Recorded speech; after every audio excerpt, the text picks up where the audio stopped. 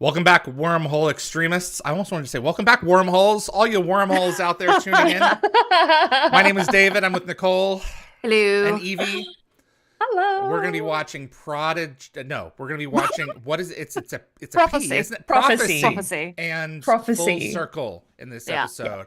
But we have a few things to get to first. Happy birthday, Nicole. Your birthday was this past week. My boo, happy birthday. I know that the poem that was done was very obviously Yvie, because David and I don't have that creativity. And so me and David, every time Yvie's birthday comes up, we're like, crap. Barely string two words together. Yeah. So it's thank you very much for my lovely poem. Yeah. And I went and thanked everyone on social. So thank you guys for being so lovely and supportive. That was really and obviously cool. Love you guys. I'm still impressed that I managed to edit that photo. I know, yeah. Good and it's job. Me at the Mary McDonnell and Ron Moore panel. That's at San what Diego. that is. Okay. Well, I was like, there's one of me like crying. She that was Yvie has waving as well. like this, and her hand was a blur, and so I stuck a cupcake on it. Brilliant. Oh, that's what it is. Very good. Yeah. You have a bad example, Yvie. Bad example. I do have a bad example, and as it. I said in our conversation yesterday, I said hopefully it meets your low expectations. Low David. expectations. Yep. Okay. All right. We know you. We know you're brilliant. We want you to be not brilliant. Yeah. Okay. Cool. All right. So, ready. Okay. Okay.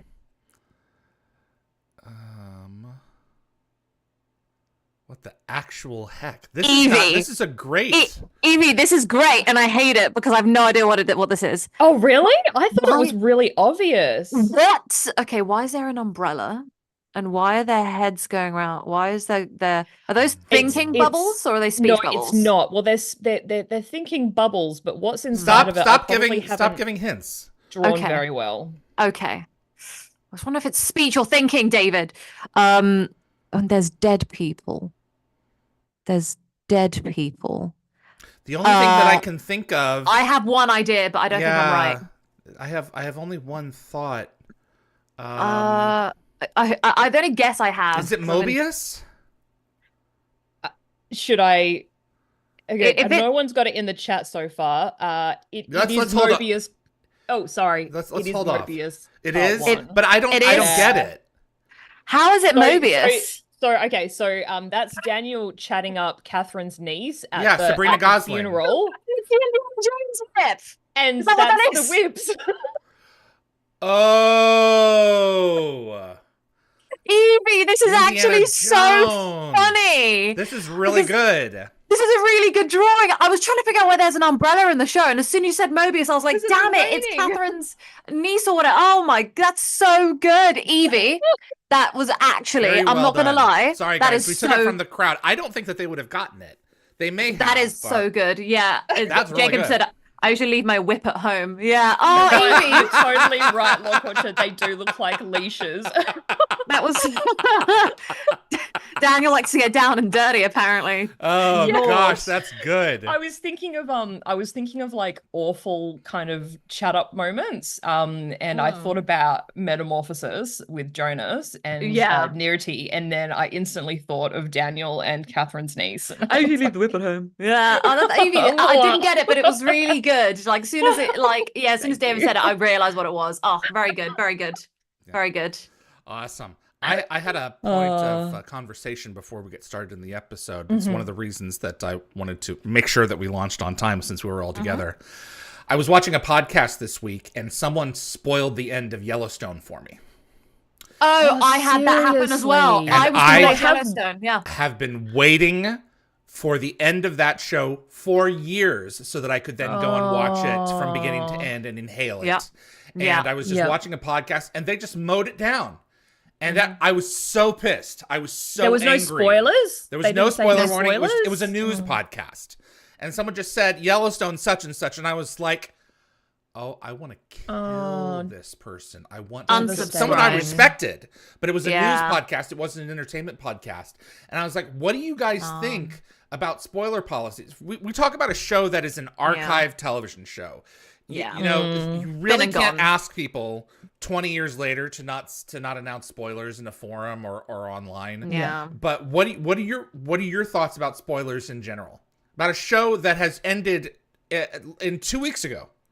What are your thoughts on that? I just think it's one of the biggest disappointments of the internet era is having people spoil things and you've literally got no choice in the matter. It's why I jump on so fast. I'm so scared. I tend to watch shows after they've been off air for a while, so I don't really have any excuse, but there's been a couple of shows that I've been dying high profile shows to watch. Like for example, I'm pretty sure Sanditon was spoiled for me because of the lag between season 1 and season 2, and because I was so obsessed with it. More like Stargate. I want to focus on Stargate spoilers in particular. Stargate spoilers? Sure. You watched the show when it aired, right? I didn't know. You both watched it after the fact? I watched Nicole it on and watched off. it as it aired. Okay. Yeah, some as it aired. What were you guys about Stargate spoilers? Because I would steer clear of them. Completely clear. And Yvie, what did you have? Well, I sort of started watching Stargate through Adam. Okay. Yeah. And I really just jumped on board because he was so keen to rewatch it. He hadn't seen it since he was a kid. Yeah, did you? But did you he put didn't the know. law He down was with him. very So he was he very kept careful. You. Okay. Yeah, he was very careful, and I don't think I searched for spoilers of my own online. I let the story unravel in its own time. Mm-hmm. It was only after the fact that I became obsessed with like Sam and Jack and just the started show going to all the forums and started sort of going into forums and things like that. Yeah. So I think I was okay. But yeah, I mean, in general, I hate when things are spoiled and I've got like no choice in the matter. It's really disappointing. It was a big deal back in the day on Stargate to not spoil it. Different experience. Yeah? So I didn't have access to all of Stargate even when it was airing. I was occasionally lucky to catch it live or like when it was airing for the first time or DVD.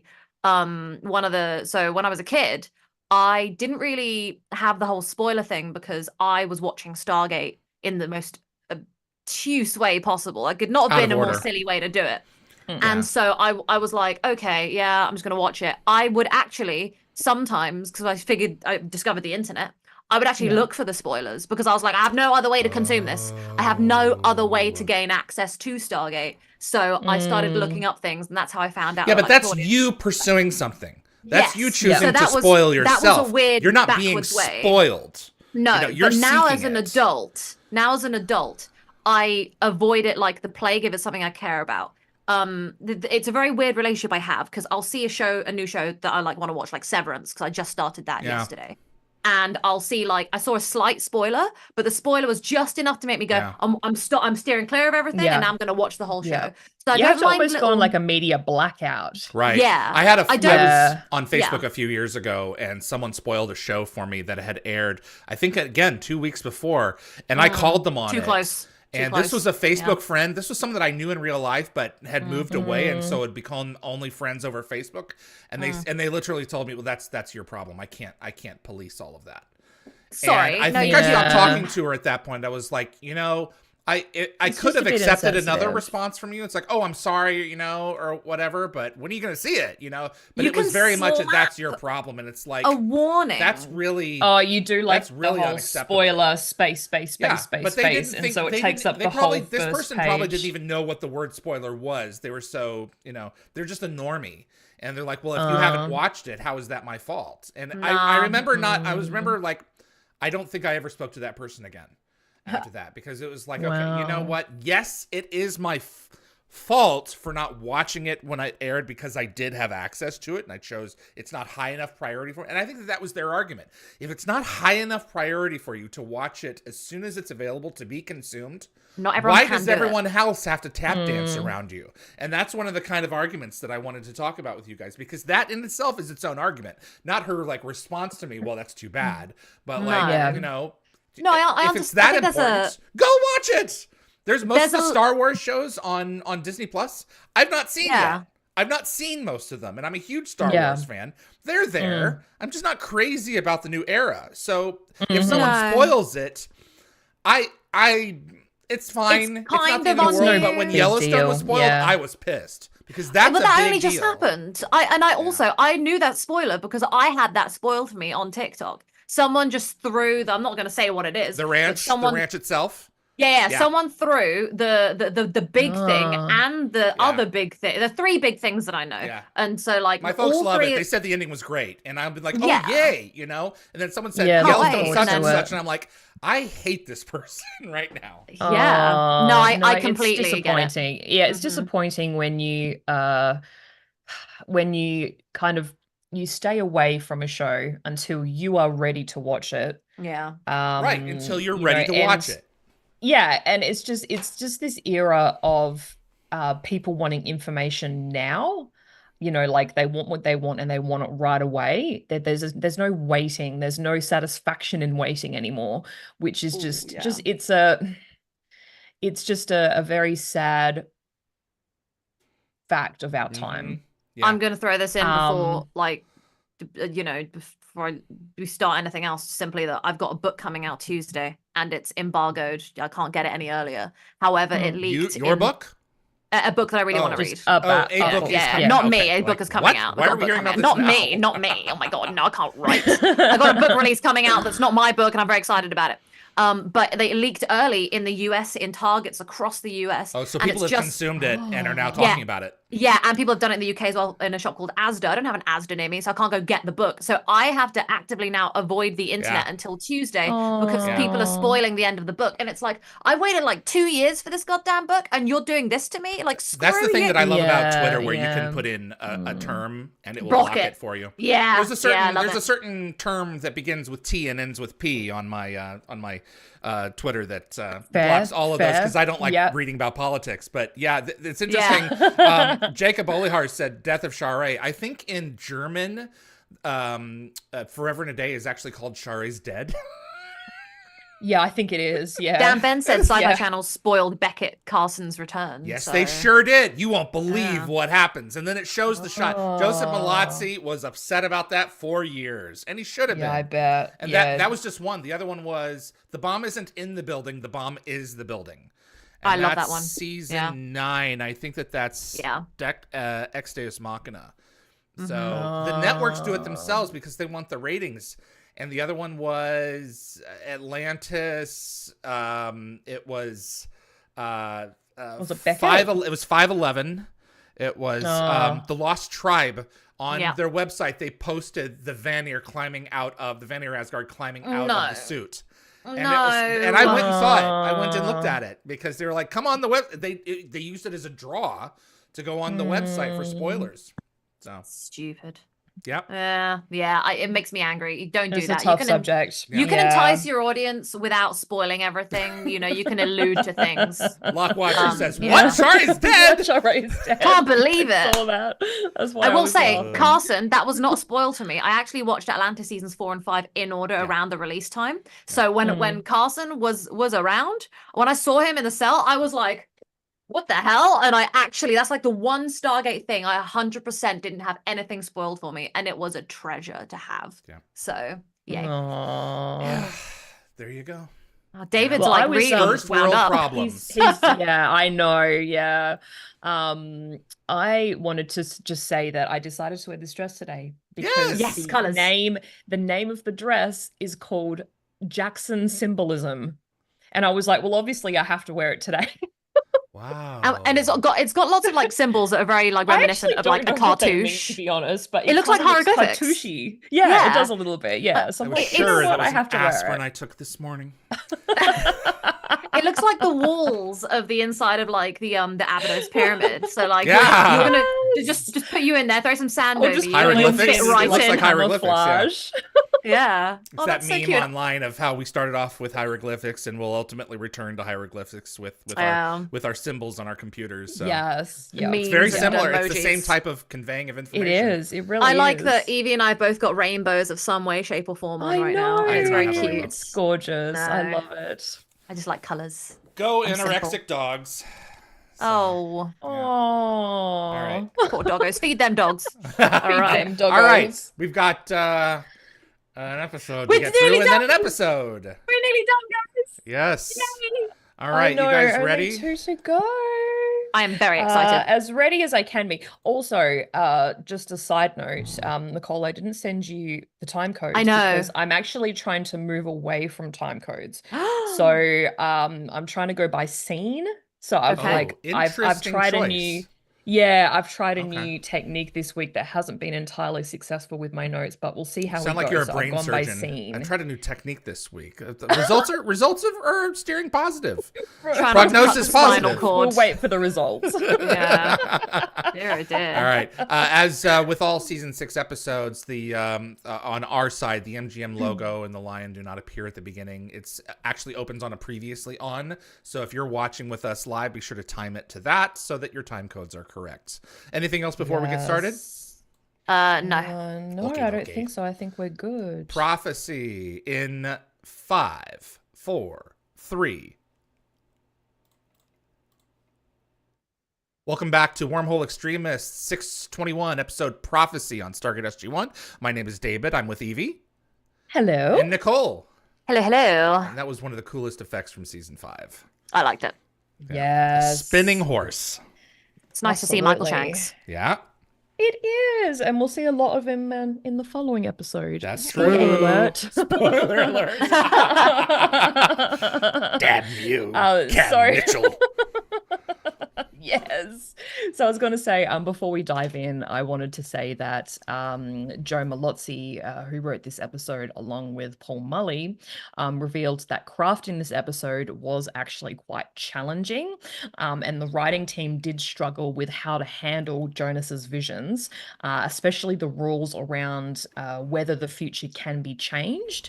And they didn't initially have a solution for the climactic ending during the original outline phase, which I thought was kind of interesting. Well, I talked about this episode with him, and even he had trouble recalling just how they arrived at the ending, where you can't stop this from happening, you can't stop this from happening, and you can't stop this from happening, but at some point, for some reason, you eventually can stop this from happening, and it's like, okay. So I don't even remember, so we're going to have to wait and see. I don't like this episode very much, so let's see how it goes. Well, don't spoil your voting. All right. No. That is Frida Betrani's husband. We need to... Cool. Yes, it is. Yes, that is Tom Schultz as Chazen. So he actually moved into academia.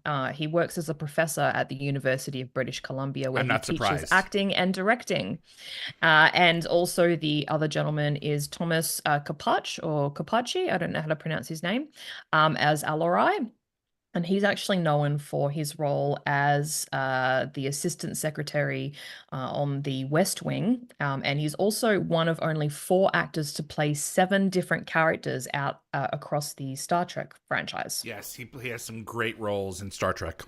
Yeah. Uh-oh, here we go. Yep.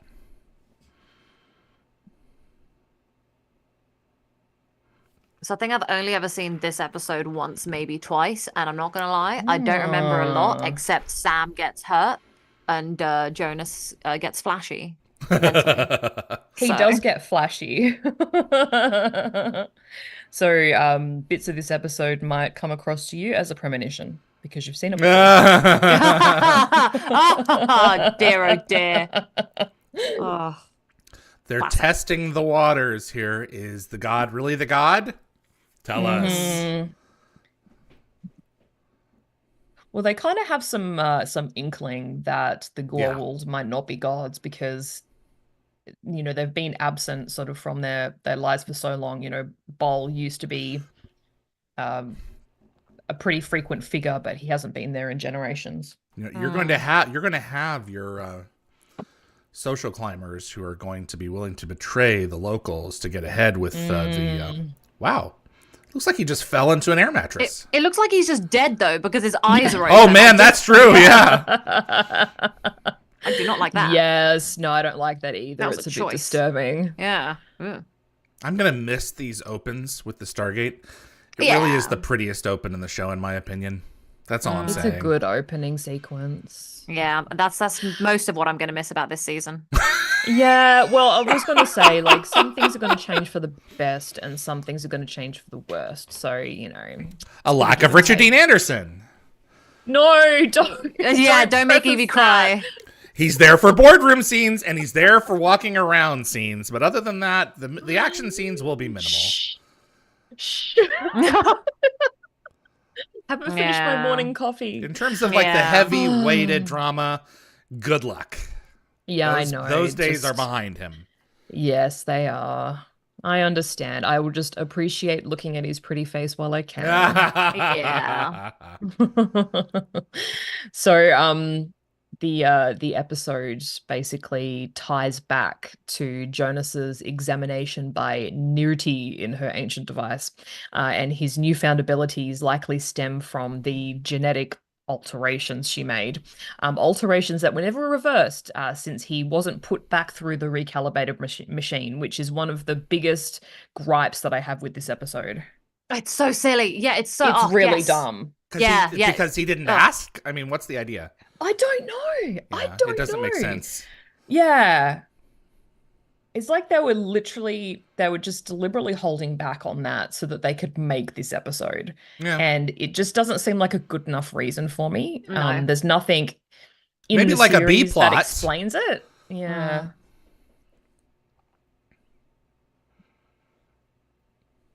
It's kind of sad to me that Jonas is only around for like these next couple episodes, but he takes a back seat to all the other things in a lot of ways.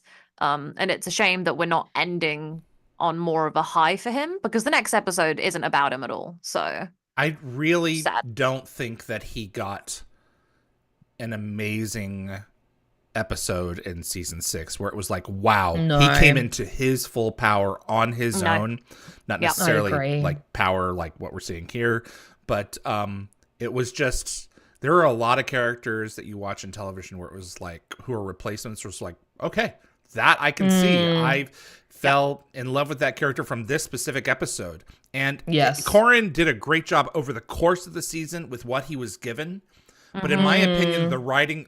I was going to say that, The number of people who consider season 6 their favorite season, they exist, but they are few. Yeah. Yes, I don't know from a about writing that. perspective. Yeah. There's some great episodes, but I there do think are. that the writers let But it doesn't deal with Jonas. I agree. Well, there's quite a few episodes where he barely like features at all in this season, and considering it's his only season, that's kind of sad. And I really liked his character, and I like what they were doing with him, and I wish that they would have had him working alongside Daniel a little bit more, maybe in season 7, and then maybe merged him into like Atlantis or something. I think that would have been really cool. That would have been so nice. Because I kind of like where his character is headed. They are trying to differentiate him from Daniel kind of with this whole memory thing.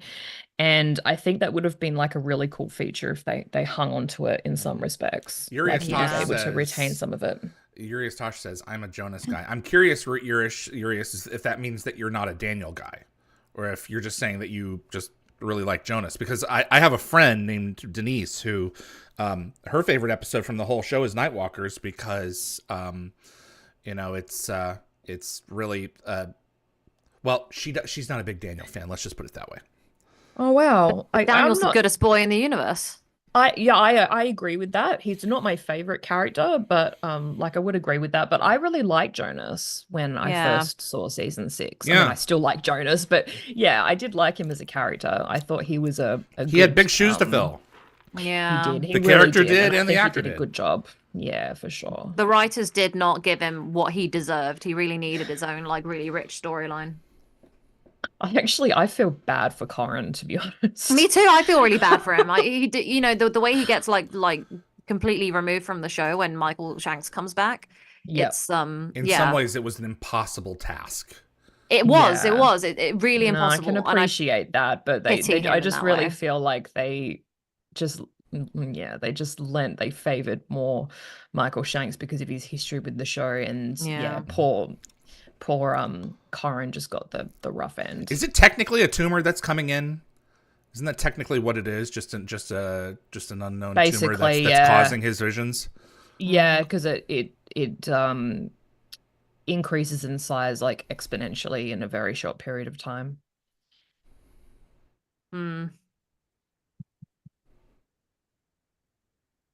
You know, it doesn't help as well. Just thinking about this again, I'm sure I've said it before, that Jonas has just taken over Daniel's office, which makes sense, right? But it makes it even harder to distinguish him as his own character and give him his own identity when a lot of his identity is just ripping off Daniel.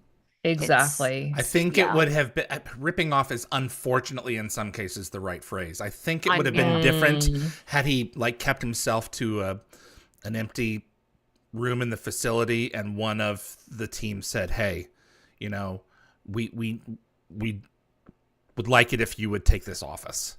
You know, we would like it if you would make this your own," which they may have. But off screen when he was getting all that muscle in between seasons 5 and season 6. But I think it would have. I think giving permission to the character on screen to do X, Y, and Z, I think would have endeared him to those naysayers a little bit more. That's a good point. The main reason that so many people had such a problem with him, not only because they thought that he was a coward for standing by, even though he eventually did bring Naquadria to Earth, is that Jack called him and his people or lying bastards. Yeah, that's true. You cannot capitulate to these people. So there you go. Yeah, that's a good point because I mean, we didn't see her enough. No, we didn't. We see her once more. She appears in Fallen. And while we're talking about her, she's played by Joanna Newmarch, who's actually a very familiar face on When Calls the Heart. She's been in over 90 episodes. Wow. Side note. I was going to say about Jonas, but I think I have lost my train of thought. I'm sorry. Oh, that's okay. If only you had superpowers like he does in this episode. I feel like as I'm getting closer to 40, just my memory is just starting to fade a lot quicker. I'm glad we're doing this now at this age, not when everyone's memory starts to fail even more. Put on your seatbelt. It only gets worse. Trust me. Oh, that's what I was going to say.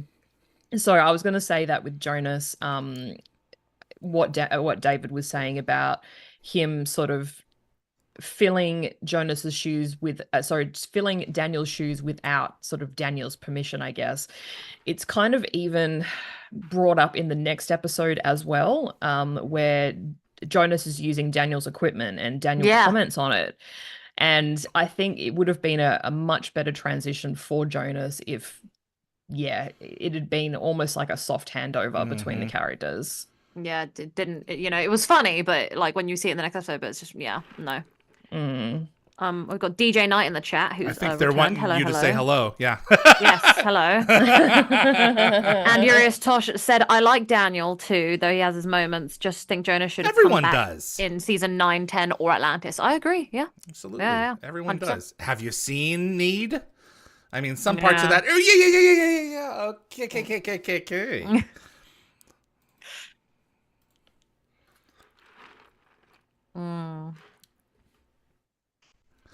I forgot how much I do find it funny talking. How we're having these conversations about Jonas as he's about to go.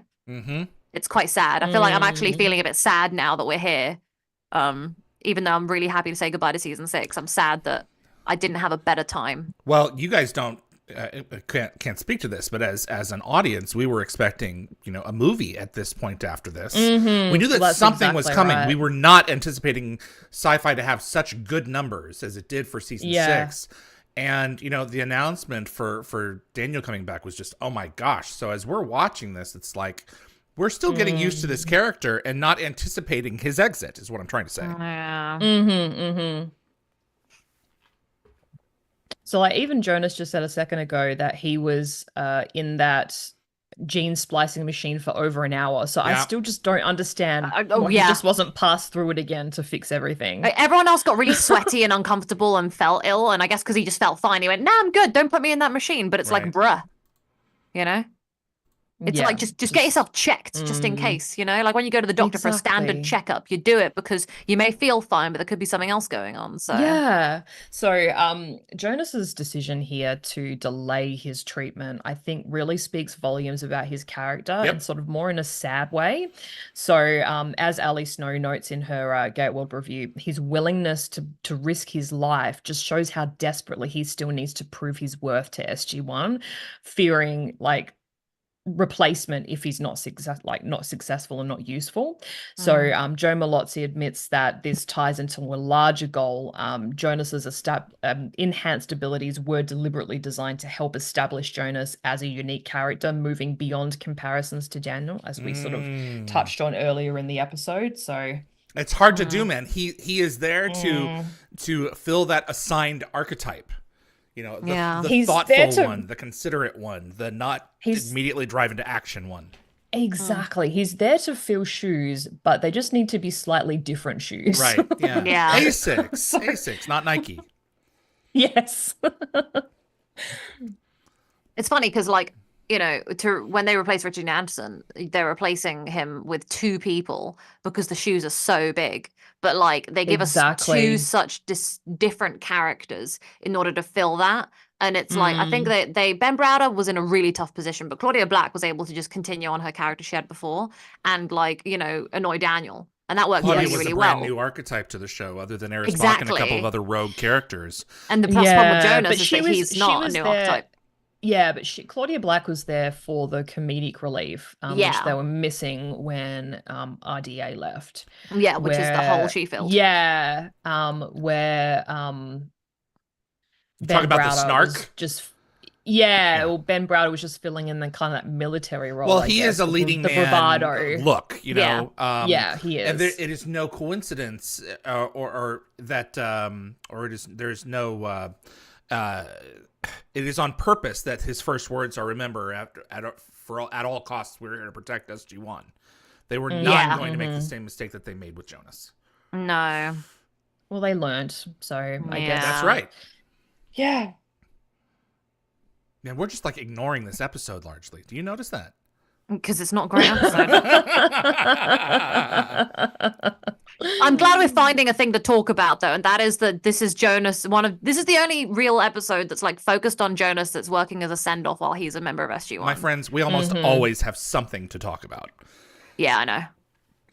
But now we're going to see, can I change the future? And for a little bit of time, it's no, I can't change the future. And then suddenly later on, yes, I can change the future, but there isn't really a reason as to why, other than we're almost at 42 minutes. Yes, I have a theory on that. But, okay. You know, it comes with an obvious joke, so I'll leave that to the very end. Jean Diada said Vala overstayed her welcome, just like Apophis did. Which was a great replacement. I was never crazy about Vala.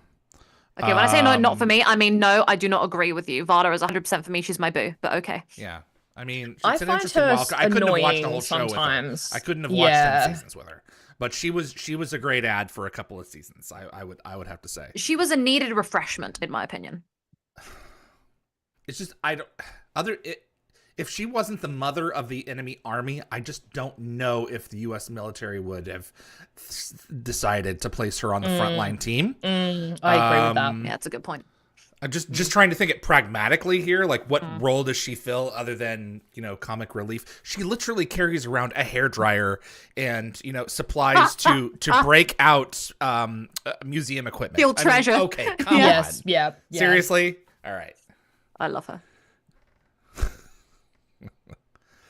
Back to the episode.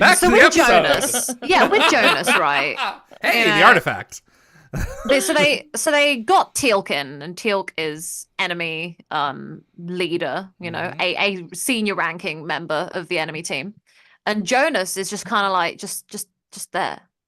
Yeah, they're doing what they can. Yeah, I wish I'd given him more to thrive with. Like, Daniel had a mission, which was to save his wife. Yeah. And when that changed, you know, Michael started feeling that, you know, his part was kind of, you know, redundant. I mean, he kept on saying, I'm cutting clips for this week, and I just rewatched a clip of him with me saying, you know, I wanted to be in more action stuff.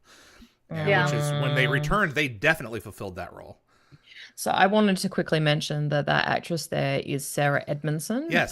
appearing as Netanya, and she actually continues to act to this day. I think she was in Snowpiercer recently.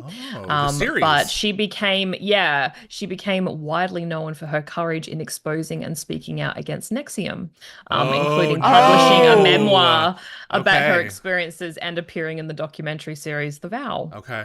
I think I saw that actually. The Vow is not Nexium? I saw it. It was very good. Yeah. Okay. One of those classic balls. Guys, it looks like that communication ball is the only one that Shazen's got, which explains why he can't stand up to Lord Mott. Yvie. That was really good. Okay, then. Now, this is what you get when you watch the episode before you watch the episode. Snark like that. Yes. Okay, Fantastic. so we actually just missed a little thing. The book that he's reading is by W. Waring, who directs the episode, obviously. It's called Precognition, Your Dreams Do Come True. Wow. I also think Jonas should have really waited for the audiobook version because his headache's obviously too extreme to be reading. No, that's true. Yeah. But maybe he would then have earaches. So now we're seeing that as a result of him changing the timeline, this is what happens to her. So in other words, what he does has no change to what he has seen. It's inevitable. So hold this thought in your minds as we move forward, because it's only going to get weirder. It's one of the few episodes that I have watched through every rewatch that I still can't properly unpack in my head, or when I do, I've lost it by the time I've rewatched it again. Yeah. It's like that that meme of just that like squiggly ball you're trying to find the end. Right. Like Well, just leaves one you of those with more rare questions. occasions where Sam has been hurt more than Sylar. Well, he was hurt too, but just not on the same as bad, scale as her. Yeah. That's what I She's mean. up It's there like, in terms of electrical injuries, she's up there. I mean, technically, I guess you could have said that was like one of the times that she's died, because like her heart there was no pulse. Yeah. Like he looks in worse condition than she does. And she's just died, yeah. And she just died and came back. Oh, he's so sweaty. He's does he have a fever? What has he got? I don't know. He gets like increasingly more sweaty.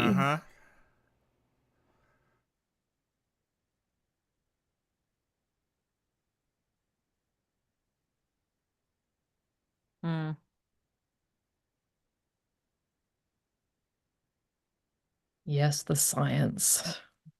Yeah.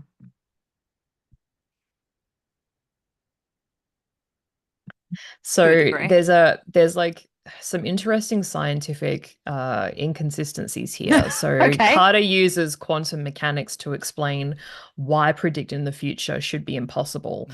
She also seems to overlook the team's own experiences with time travel and predestination paradoxes in episodes like 1969 and 2010. Yep. In those instances, they couldn't change, well, in 1969, they what happened. Prophecy. In 2010, they made a new timeline. Yeah. So the question is, which version of which version do the writers want to use? Do you want the Back to the Future version? One of my biggest issues, Or do you want the Harry Potter and the, Prisoner of Azkaban version? Yeah. Before the theater play, when they changed that rule. Oh, right. Yes. Pierce? Colonel Pierce? Yes, that is Major Pierce? Yes. He also won't know what hit him, but, that's only one of two possible timelines. And I love how he's got a red light, like, right on his face. Yep. I am very with evil. The dark. Yeah. Yep. He basically appears from the red light.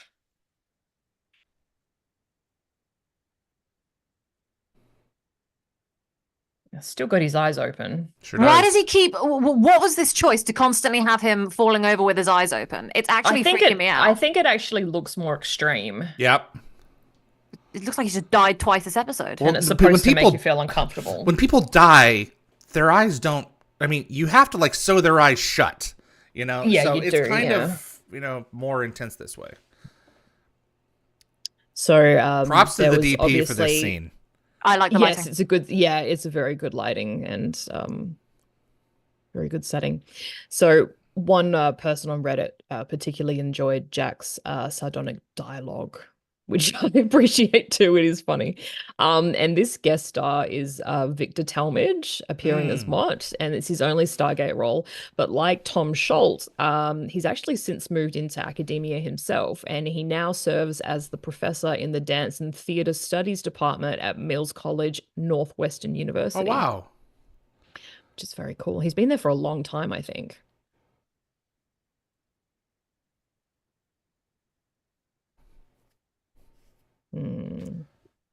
Yeah, those who you have steady work as an actor for a little while, and sometimes you want a steady paycheck, and you move into a different phase in your career. Yeah, something a bit more stable for sure.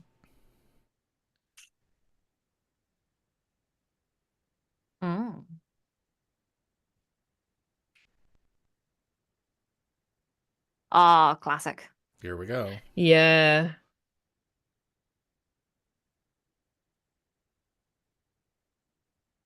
Yeah, I was like trying to think of some sort of clever way that they could somehow disarm it when it wasn't in their possession. Yeah, I would think that they would have a panic code. Yeah, you know? But like if they're ambushed, you would want to have some kind of a code where it would say on the device, "Okay, you're free to come through," and you just send your enemies on through. But then that would only work until, those enemies never reported back to the main guy saying, we successfully made it. So. Or maybe they could have had some sort of chip or something with the user that was also implanted into the device itself. And when the distance between the two was, further enough apart, would open. It would disconnect somehow. No, I'm just thinking about like when it gets into enemy hands. Yeah. Yeah, but I mean, sometimes you want people who don't have a chip in them, who are off-world, who don't like to be chipped like puppies. I know. I was just trying to think of some sort of chipped like puppies. Because everyone has a locator implant later on. So. That's true. There's your lost shot. Oh, seizures. There we go.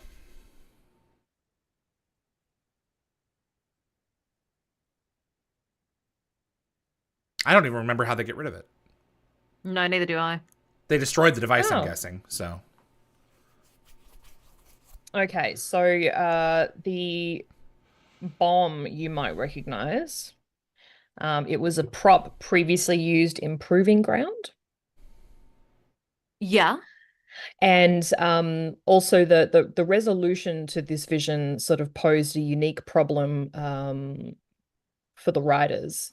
Like, I think we sort of mentioned this before, like, how could they stay true to the established rules of the premonitions when nothing could be changed, when this vision could result in basically everyone's death?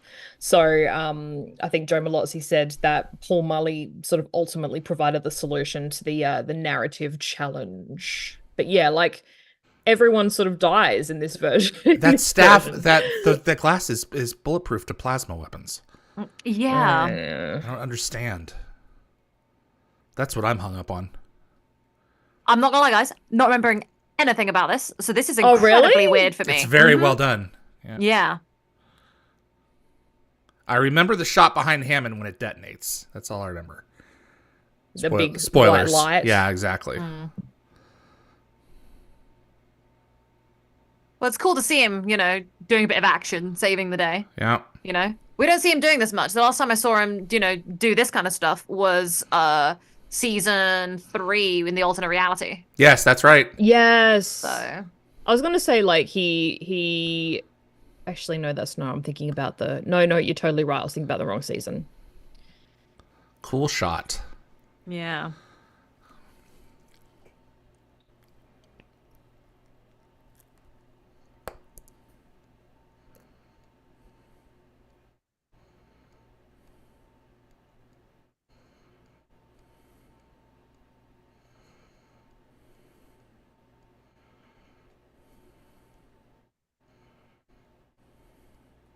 Now we're second guessing ourselves. Yeah.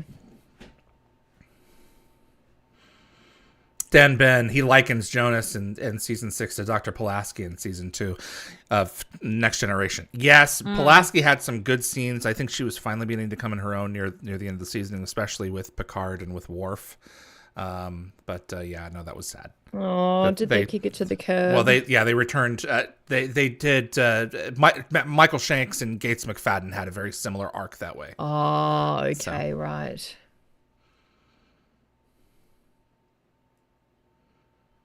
Urias Tosh went, yeehaw, which is the classic savior moment at the beginning of season 3.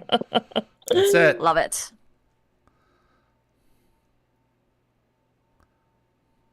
Nighty night. Yeah,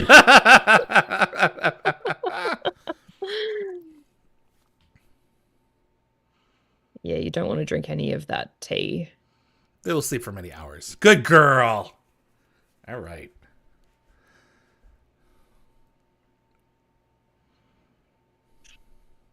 You kind of use some of that calamina root or whatever it was called if you're like having a bad night and you can't get any rest.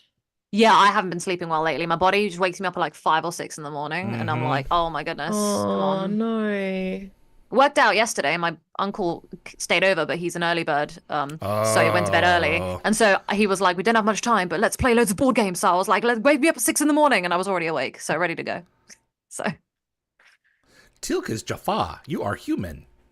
Yeah. You have different biology. Yeah. Well, I mean, he's just trying to set the meditation. Meditation, yeah, but I don't know if it'll help against a tumor.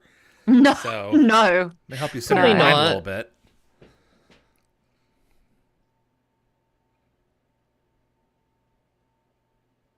I used to wear a very similar top for Taekwondo. Taekwondo. I did karate for a very small window. Did you enjoy kicking butt? I was probably about 7 or 8. So no, I don't remember that much.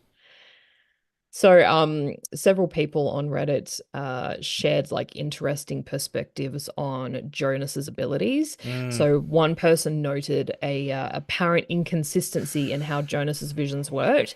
Like the first couple showed events he personally experienced, while this one showed events that he wasn't even present for. Yeah. On another world, no less. Not just another room at the building. Which would make me think that a consciousness was at work giving him this. Yeah. So I still just don't understand the events that lead up to changing this.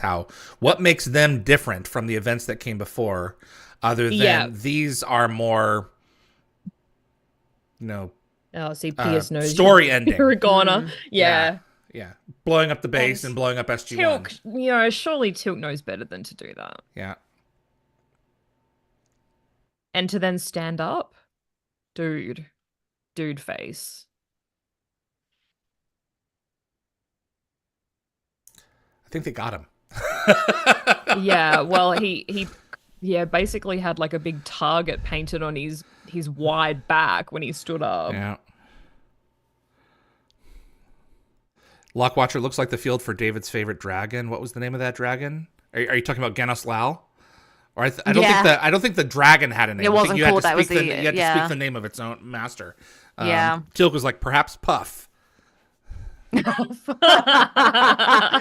love that so much. Anthony, Daryl, perhaps Puff. Daryl. That's funny.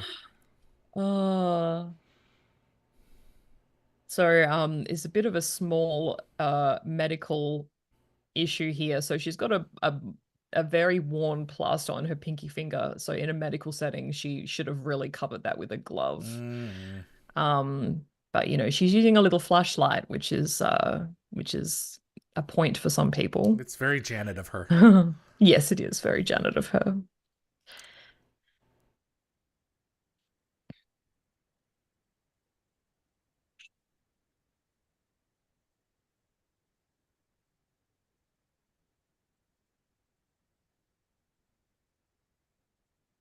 I recognize this woman now. It's very strange. Mm-hmm. What, from the documentary? Mm-hmm. Yeah, now you pointed it out. I know exactly who she is, and that makes me really sad. Is it worth watching? It was It's really a good harrowing, documentary. Yeah, Okay. she was one of the folk that got branded. Oh my. Okay. Yeah, Yeah, she but did. she's had it removed now. But I think she had like there was like pictures taken for like that big expose on Yep. the New York Post or whatever it was. And that was her. Where is Allison Brie? What's happened to her? Prison somewhere. Is she in prison? Yeah, I guess.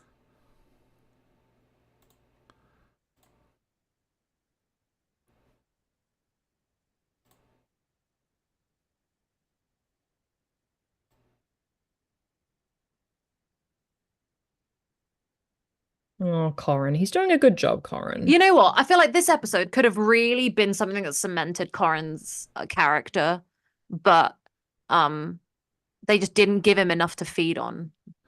I'm wrong. It wasn't Allison Brie. I'm mixing up the actresses. Allison Mack. Sorry, Allison Brie. I disparaged her. I didn't realize what you were trying to say. Yes. It's a shame because I absolutely love Smallville, seeing what Allison Mack did. Yeah, she's out of prison now. She was there for 3 years. Now she's on probation. Yeah, okay. Nikki Klein from Battlestar Galactica was also part of it too with her. That's so right. Disturbing as well. But thank God I never liked Callie from Battlestar anyway. So thank God you didn't like her, so it wasn't. It wasn't no personal impact on your fandom. I didn't like her either. Yeah, it didn't hurt as bad as Allison Mack did.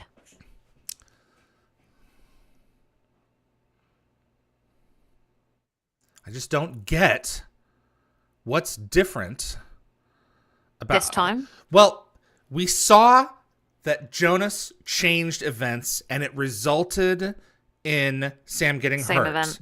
Yeah. Now Jonas changed events and it results on the bomb not coming through. Why? Why has that happened other than for story convenience? I don't understand. Yeah. So when he changed events a minute earlier with Sam, right? That was like the event that was always going to happen. So he didn't succeed in changing it. But this time the change is going to happen. So the reason that the event with Sam happened is because he pulled Sam from the mission, which put her at the base, which caused the event. If he'd have let it happen and let her go, then it might not have happened. Then it wouldn't have happened. Yeah. So I don't get it. Yeah, you know what, David? I was trying to find a reason to get it, and now I don't get it. So. Well, the moment you do, let me know, because even Joseph Malazzi was like, that was one of those. So where I bet there's a goof right here. Okay. The rock jumped shook. on that solid stone. Oh, they were not solid at all. No.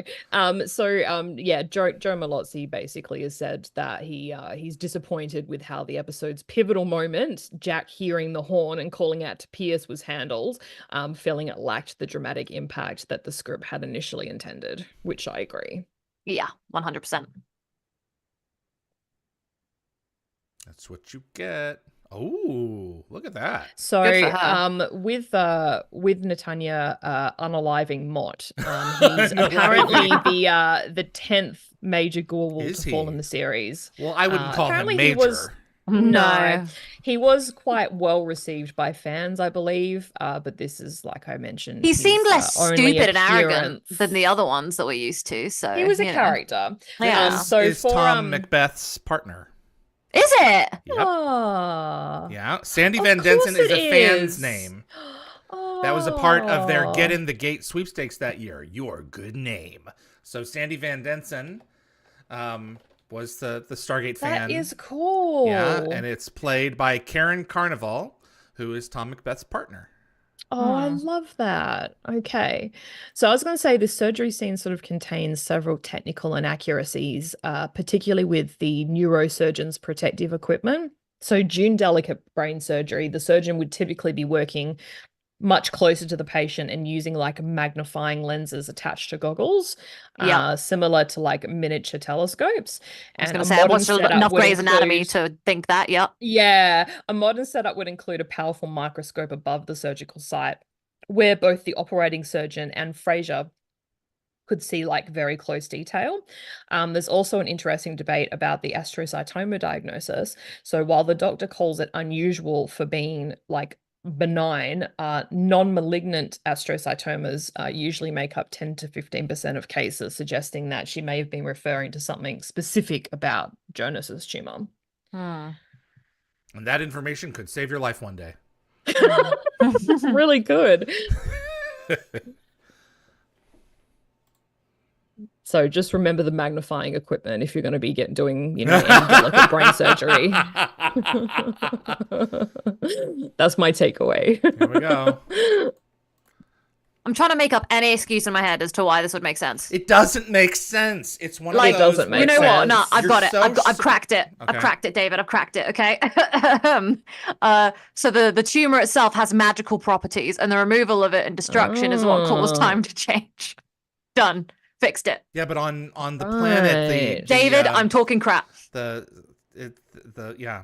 Okay. Yeah, your explanation makes as much sense as the episode itself. It's just because the surprise attack has already been routed. So I know.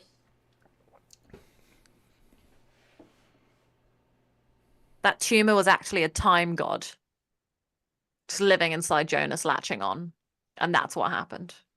Right. Oh, Stargate.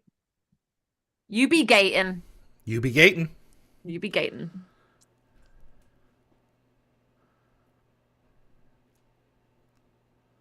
Lockwell said the surgery scene was filmed after wrapping up. This was a stand-in, and they had to avoid showing him as a result. That's interesting. Oh, okay. That works. All right. And I love how all their radios were just broken. They didn't have them on say, this is a tactical situation. It's just us. We're coming through, Yeah. They didn't have their radios with them. They didn't? Yeah, their packs are gone. Yeah, look. No, their packs were gone. Well, that's one. One thing that made sense. And I'm glad to give it to them. I'm glad. So Ellie Snow concluded in her review by highlighting that she sees what she sees as like a pivotal character moment that's coming up. So Jack's display of genuine concern for Jonas, sort of suggesting a hard-won acceptance that may have come a little bit too late to be fully explored. Well, I'm glad it's there. As Ali puts it, this multi-layered episode works as philosophical exploration, character study, and classic Stargate adventure all at once.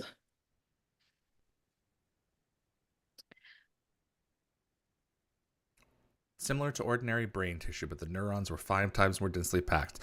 Well, that's what you get for playing around with flirty, dirty, nerdy. Exactly.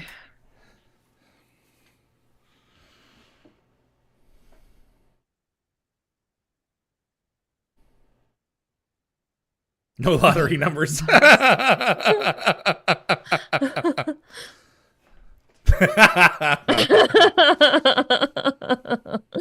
It's very cute. Is it going to be cake? I don't think it's going to be more of... Yeah, we're bringing the food this time. I was going to say no more of that root or whatever it was. And no, it was like some sort of bone.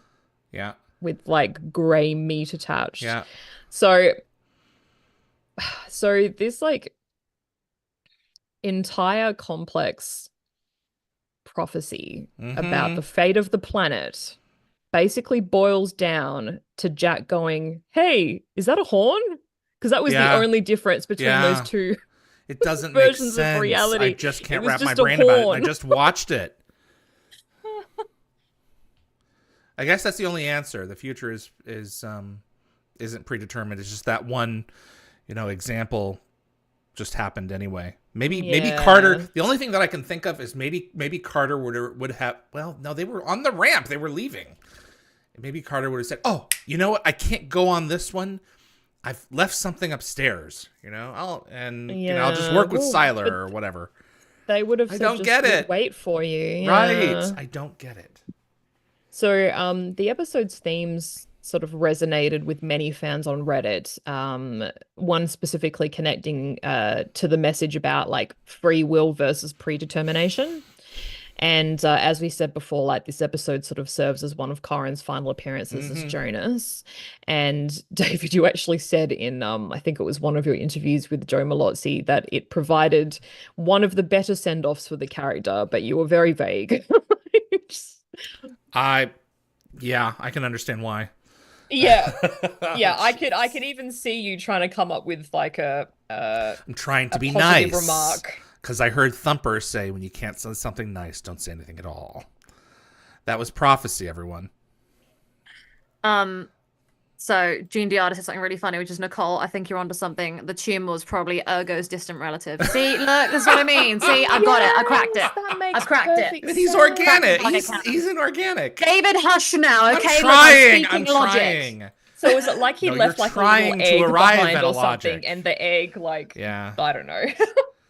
He's just in there, just doing magic juju from a distance. Look, maybe Ergo ascended, and then that was his way of rifling through with the universe. Because there's no way Togar would have him in there for a long period of time. There's just no way. And the ancients were like, "Nah, mate, stop messing with the timeline." Zoop, and then that was it. So very good. Who wants to go first? Oh, this is a 2. Is that enough? It's just a 2.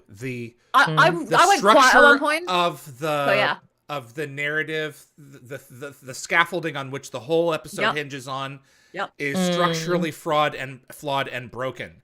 There's no explanation for why Jonas doesn't do anything and this happens, and then Jonas does something and it still happens, and then Jonas does something else and it doesn't happen.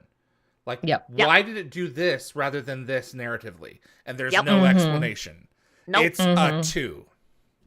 Yep. I'd stopped talking at some point during that. I noticed. Like, my brain, I'm not gonna lie, just short-circuited. I've left it. I've deposited enough energy onto this episode. Might as well save some for full circle. And then I was like, and then at some point you guys were just talking, and I was like, I'm gonna enjoy this.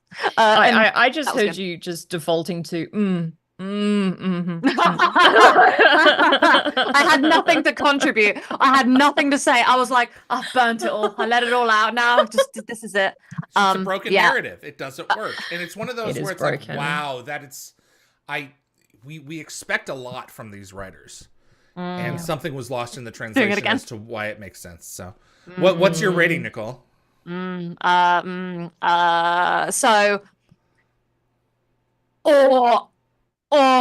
going to give it a 2. I'm going to give it a 2. I want to give it a 1. You wanted to give it a 1? Why not? But I'm going to give it a 2. Okay. I think because I want to give Corin some props here. Okay.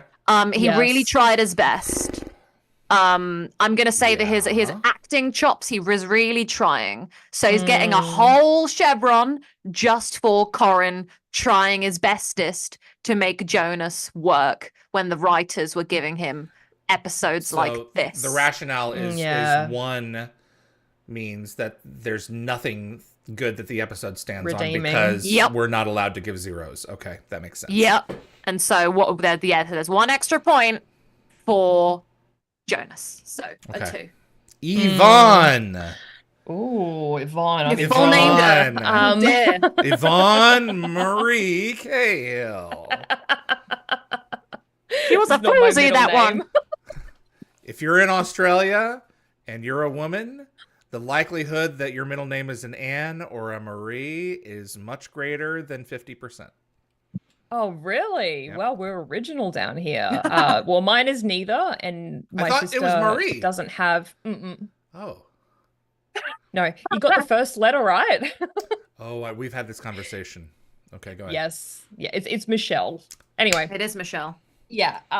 So I'm not gonna lie, I completely forgot. David said that and I went, I've missed something. And then Yvie, you corrected him and I went, yeah, that's it. I honestly, sorry guys, I'm not gonna lie. I'm still in the middle of that episode trying to find a way to wrap my head around what the hell that plot was. Wade us out of this dreck, please, for the love of Christ. I would love to try and wade you out, but this plot is kind of like a maze, and at the moment I'm still kind of stuck trying to find the exit. Well, then wave your wand and send a red flare into the sky because I want to move on. Yeah, okay. So I was going to also give it a 2. And I was also thinking that it would have been a 1 if not for Corin's performance, I actually think he did quite a good job. So with what he was given. So he gets a whole extra chevron all to himself. But it was a very average storyline. I found it very confusing, and the glaring, obvious, oversight to me was just, why didn't he get passed through Niriti's machine when it was recalibrated? I can't wrap my head around. You mentioned this during that episode, and I wasn't too bothered about it before they blew it. And now with this one, I'm really bothered about it. So thank you. There was only 2 of them out of the 4 of the team that will pass through that machine, and it was Sam and it was Jonas. They put Sam through there. She went through there first. Why not Jonas? And why didn't he put his hand up and say, "Hey, I also spent half an hour in that machine"? Yeah. Or was it 45 minutes or whatever? All you have to do is hang a lantern on it. Have one sentence dedicated to it, and then the audience goes, "Oh, because this." You know? Yeah. It's an artificial device. They can contrive an artificial explanation. But I just really struggled with that fact. So that's why the episode is so low rated to me, because, I do a tiny bit of writing myself, and I like to make sure that all of the ends are tied up. And this is just this big dangling frayed can of worms, and the worms are all semi-truck spilling size. out. Yeah, exactly. Yeah. Nicole? Everyone's ratings? Yes, so we have a please, 2, 2, and a God. 2. So Anthony, this one is a 2 for me. It's not great, and I skip it on most rewatches. Sorry, Dave, I'm only just laughing at what you said because my brain is still stuck in the episode. Gego Fett, 2 out of 7 for me. The logic escapes me on this one. Yeah. Shimmer Victoria, 6. Okay. 2 of these points for adorable, awesome Janet. Shimmer Victoria, explain yourself. Thank you. Stuart Miller. I'm not going to bully someone. I mean, I'm not bullying. I'm not bullying. I'm passing judgment. Passing judgment. I'm not bullying. I'm just that comes before. That's the step before judgment. Shimmer Victoria, I appreciate telling someone to explain yourself in that tone of voice. I would be like, Shimmer Victoria, could you please, because we value your opinion, I'm going to apologize. Yeah, I'm going to apologize. It's not you, Shimmer Victoria. It's the episode. I'm not mad at you. I'm mad at the episode. My tone is just coming across as terribly. Okay. Just don't take it as she previously stated, her brain has broken. So it's just broke. This episode broke me. It's not and you. I thought it's it would break us. sooner. It's us because of the episode, not you. Yeah. You were obviously in a certain time and place when you watched this episode. In your life, and it means something to you more than it does how to us. Brief candle and no one else does, so we're all I love that. One of my favorite lines from Star Trek Voyager 7 says, "We disagree," to Janeway, and Janeway says, "Good, I dread the day when everyone on the ship agrees with me." How dull. How dull would that be? It would be very Shimmer dull. Victoria, good for you stand up for your 6. That's what I'm saying. 6. That was a Freudian slip. Stand up for your season 6 episode 21. Oh dear, oh dear. Right, okay, carrying on because my brain. Stuart Miller, 3 chevrons, +1 from a 2 due to watching with you guys. Thank you, Stuart. Oh, my head just went really bad for a second. Oh, good. Okay, right. Jean Diada, I can't go higher than a 2. It's just for making the near-T exposure part of it instead of forgetting that it ever happened. Yeah, that's nice. Lockwatcher, this is a 2 for me. Might have been a 1 if it were not for the inclusion of Janet, and this was considered to be RDA's last episode ever. Ew, what? What was it? I consider RDA's really last episode, full episode, to be Revelations. Yeah. It was beginning of season 6 when he started to taper back his time. Yeah, I'm guessing this was supposed to be a kind of ending for him and everyone, and then it wasn't a good enough send-off, I think is what the implication is. You guys want a quick fact? By season 7, he was working 3 days a week and had every 4th week off from production. That's pretty good. So he was working a total of 9 days every month. Good life. I wish that was me. Candy Mitch, 6 chevrons. Okay. If you could go back and change one event that didn't go as planned, would you? And how would you not be who you are today? What a question. Let's put a pin in that one. Change so much. Oh my goodness. Urias Tosh, 3 chevrons. Flawed, but some of it was amusing to me. Raj Luther, my rating for Prophecy is 3 out of 7 chevrons. Jacob, 3 chevrons. I consider it compelling send-off episode for Jonas. Nope, not for me, because he didn't do much in Full Circle. That's what I mean. That's what we're talking about at the beginning of the episode. This is not a good enough send-off as a final episode of him as a main character already. There are 2 more of him as a main character, but Daniel's already kind of kicking him out, So yeah. He doesn't do much of Full Circle, and there was too much going on in the season 7 premiere, otherwise a messy episode. Exactly. Yes, thank you. That's good point. Damn Ben, 5 out of 7. I remember liking it back then. I rewatched it a lot. I liked the action. Action's fun. Gecko Fett said feels like Evie's being scolded. Did we scold you, Yvie? The full name. Oh, that's right. Yeah. Yes. Yeah. Very funny. Finally did it. There we go. Couldn't help myself, could I? God damn it. Oh God. Okay. Log Watcher, the episode is still better than the plant pod people, but not quite the bane of Nicole's existence. Exactly. Jed, Ted, 5 chevrons and Jonas's performance. And I think that is it. Very good. That's a very deep, Take a breather. Thoughtful question that was it Candy Mitch just dropped on us, and I do have an answer for that. But I mean, the three of us, it would take another 5 or 6 minutes. It's 5 or 6 hours maybe as well. To really we could really unpack this. Yeah. So every time I've ever embarrassed myself ever, which is most of the time, undo most of it. Yeah. There you go. That's what I would do. You guys ready for Full Circle? Yes, please. Yes. Yay. Episode, guys. We made it. We did it. We're here. Okay. Oh, it's a good episode. Oh. Well, this is one that I've been looking forward to watching with y'all. Lewis Cox says, love this channel, lol. Prophecy is okay, 4 out of 7 for me. Thank you. And Eurus Tosh said, Yvie and Nicole both have vibrant tops. Yes, we did not coordinate this. Very we both vibrant. love colors. Yeah, we have 28 concurrent viewers right now. So thank you all for the watching. best we've ever done. 12 likes Thanks currently. for Please, joining if you're us. enjoying the show, please click the like button. It does help. So please, help us get that algorithm moseying to other Stargate fans pages. So it does make a difference.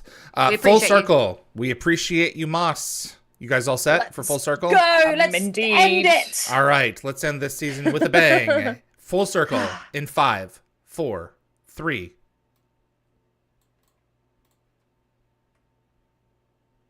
My name is David. I'm with Nicole. Hi. And Yvie.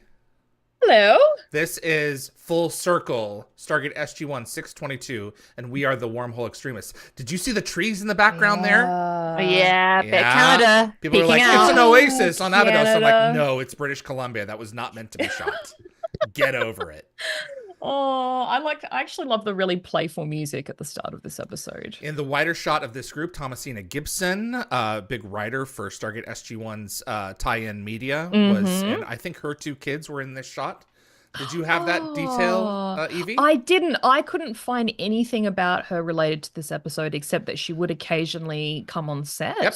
But I did hear you mention her name in one of your commentaries, and I couldn't find much about her, so yeah, there was a photograph floating around somewhere of her and her family with Michael in this scene. That. So Joe Malozzi revealed that Full Circle was written to potentially serve as a series finale, though they kept the door open for both the potential movie and what would become the season 7 opening 2-parter. And this episode, I believe, earned a Leo Award for Christina McQuarrie's costume design and landed at number 9 in Sky TV's top 10 Stargate episodes poll, ranking just slightly above Prophecy with the US audiences. It was like 0.5 or something. It was really minor.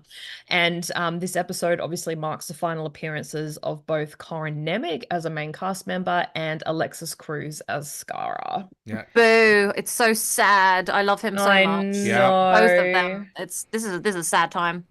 It is. It's a good send-off though. And the director of photography, Jim Menard, considered this one of his favorite episodes. He said that they pulled out all the stops, thinking it might be the series finale. I can't believe they went on for another 11 seasons after this. They were like, yeah, we're going to wrap us up with the movie. And it's like 11 more seasons and 2 films. Yeah. Yeah. Oh, this is great. I actually love this playful scene. Like, the scraping there as well, brilliant. Like unnecessary, funny. He's exactly. It's just Jack fiddling. Yeah. I feel like he'd be great with like a fidget toy of some kind. Like he needs absolutely that. Like a yo-yo. This episode exactly. moves so quickly. Oh, it's great. I was gonna say, yeah. And this is one of my favorite scenes from the whole show, right here. I agree. Right? Yes, exactly. DJ Knight said, Nicole, I love your humor. It's like channeling your inner Vala. Who do you think I got it from? I was inspired growing up.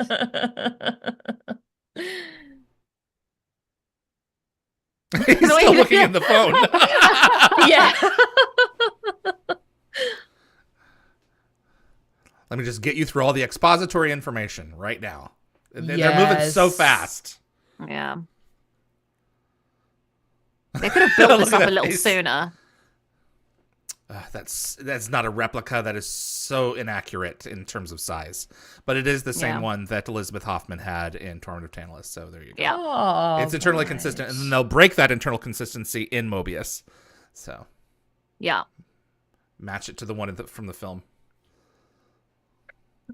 Oh, Jack. Where he hasn't spoken. Just information overload. Overload. Yeah. Daniel's exposition for the first time ever, I think. Yep. Or since the movie. I love how I love how Daniel, like, literally and figuratively, he literally pivots here in a second. Like, he goes from, like, cosmic crisis mode to reluctantly playing along with Jack's small talk. Yeah. Even when their chemistry is hanging in the balance. Their chemistry is top tier here. Like, look at this. This really is. They know their characters so well. The way they just fall straight back into this, honestly. These two, I wish they'd gone like to work on other stuff together, because look what they can do together. Yeah.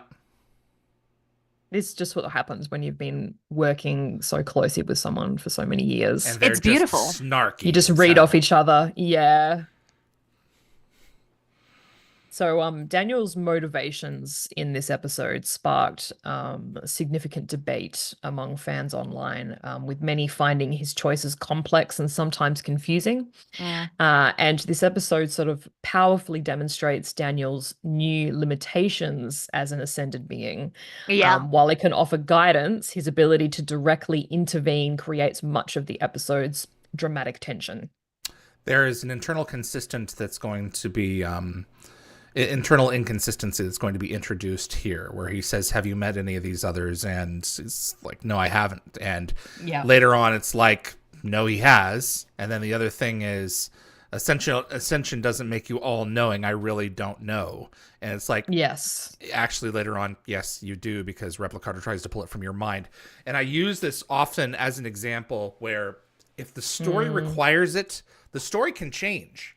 You know, a lot of people are like, Catherine never went through the wormhole in Stargate Origins. And it's like, until a story was created where it needed her to, and it was internally consistent by the end, then there you go. I mean, the thing is, being ancient and ascended being doesn't make you all knowing, because I mean, like, the Ori don't really know what's going on in the other galaxies until later, and Oma doesn't realize Anubis is Anubis when she helped him ascend. But he knows everything from the group of ancients from this galaxy. Yeah, which is what she's pulling. Doesn't make you absolutely all knowing. So I suppose if you want to call it that, then sure. If I want to get really technical with it, but some information as opposed to none.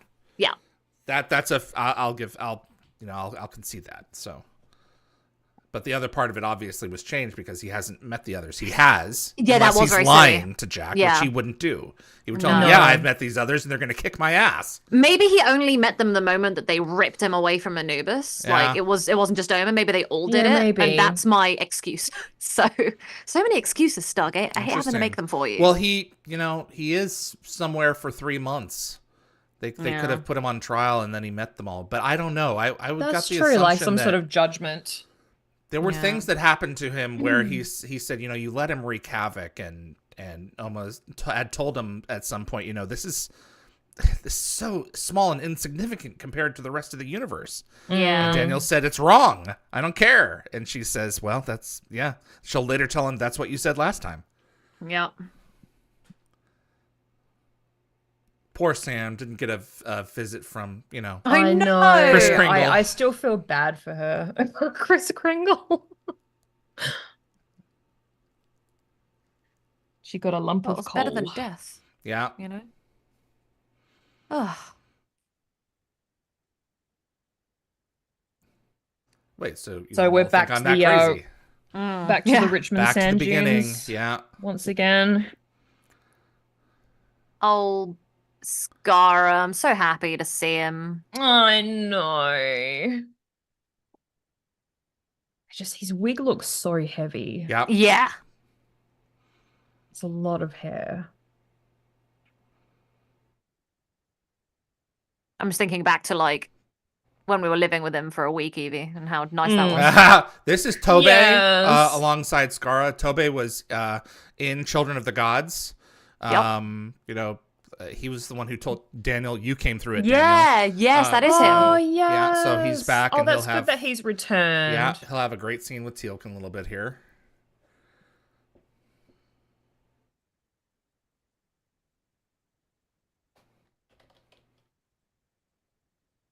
The set design in this episode was very good. Yeah. So this is actually an episode in terms of the order that I watched Stargate in. It was one of the ones I missed, obviously, in the order that I went through. And I don't think I ever watched an episode where they referenced the destruction of Arbydos or the Ascension or Scar or anything. So when I first watched this out of order after already finishing most of the rest of the show, this was such a shock. Wow. It still came as a surprise. Yeah. The Abydonian information is relatively internalized. So yeah. I don't know if I don't think that they even mention it again. I don't think they I think in the recap of season 7 that I saw where they recap this episode, I didn't even realize it fully that it was Abydos that blew. I was like, it could have been any pyramid really, or they just copied it, took that image and just did that because they had the image already, is what I thought. Yvie, so to see it actually go was mad. Do you have information later on coming up about what Rob thought about, you know, in hindsight about ascending everybody? Do you have anything on that you're gonna touch on? I have some notes about Ascension. I don't think there was anything specific from Rob though. Okay. He later, I think it was him. He later regretted. You get an ascension, and you get an ascension, and everybody gets an ascension. I've seen that. Yeah, it was a bit silly. He felt that it weakened the character deaths of other you know, it's like you can't just ascend everybody just so that you can feel warm and good inside, knowing that their souls continue to persist in the universe. I was going to bring up something similar. The set design is amazing, like that. Yeah, it is really good. This is where the budget for the season went, and the really very good writing. Immersive. Yeah, like I don't look at this and think studio set. Right. Yeah. Okay, so I love. Yeah, I was about to say this scene. Yeah. It's like a perfect storm of awkwardness. Just for the ceremony, right? Innocently playing matchmaker, and then Sam waiting for Jack to fumble his way through like the social minefield. Yes. And then Jack's like graceful exit strategy like, of I don't have to suddenly remember things, he needs to find Jonas. And will you be coming together? Oh, this is great. This is a great beat. As in friends. Oh, Jack. Oh, man. The way that Skara can smell it. Look at his face. I'm going to go help Teal'c wait for Daniel. Both enjoying themselves. Here's your scene that you were talking about before. Yeah. Yes. Daniel's been around, popping in and out. He's not a god. Yeah. But like, I'm assuming he like. This is a great scene. He wasn't just at the start of the episode. He wasn't just appearing to, Skara, was he? It was that whole room. So yeah, they all saw him. He needed to mobilize them. He didn't want Skara to look like, you know, a crazy person. Yeah, that's true. That's a good point. So. Because I mean, he hasn't even appeared to his friends en masse. That's right. This is a great sequence. I love this. Yeah, I'm excited. And that's a great. If you're not prepared to die, you should not be here. Yep. Because everyone's wow. That's I so appreciate cool. the passing shadows. I think they did a good job with the graphics. Urias Tosh said Skara is vintage Stargate. Exactly. Yeah. He is. Big domain. DJ Knight, Janet needs to be revived. You know, I mean, she kind of was. She exists in alternate realities, but it kind of weakens her sacrifice. Yeah, this it does. So cool. It really does. That's my issue with Beckett. Yeah. Mine too. I've told this to Paul McGillian personally. Yeah. You know, I don't think he appreciated it. Probably not. I'm pretty sure that those were modern vehicle track marks in the sand there, and you see them again later in the episode.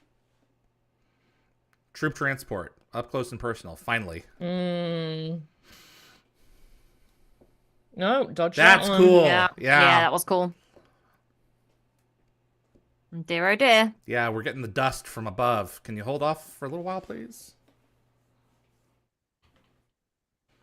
Chippy Me said the fact that they don't have a sarcophagus on hand is ridiculous. Well, didn't he just keep it on his ship, though? Ra had it on a ship, and that's why there's not one hanging around.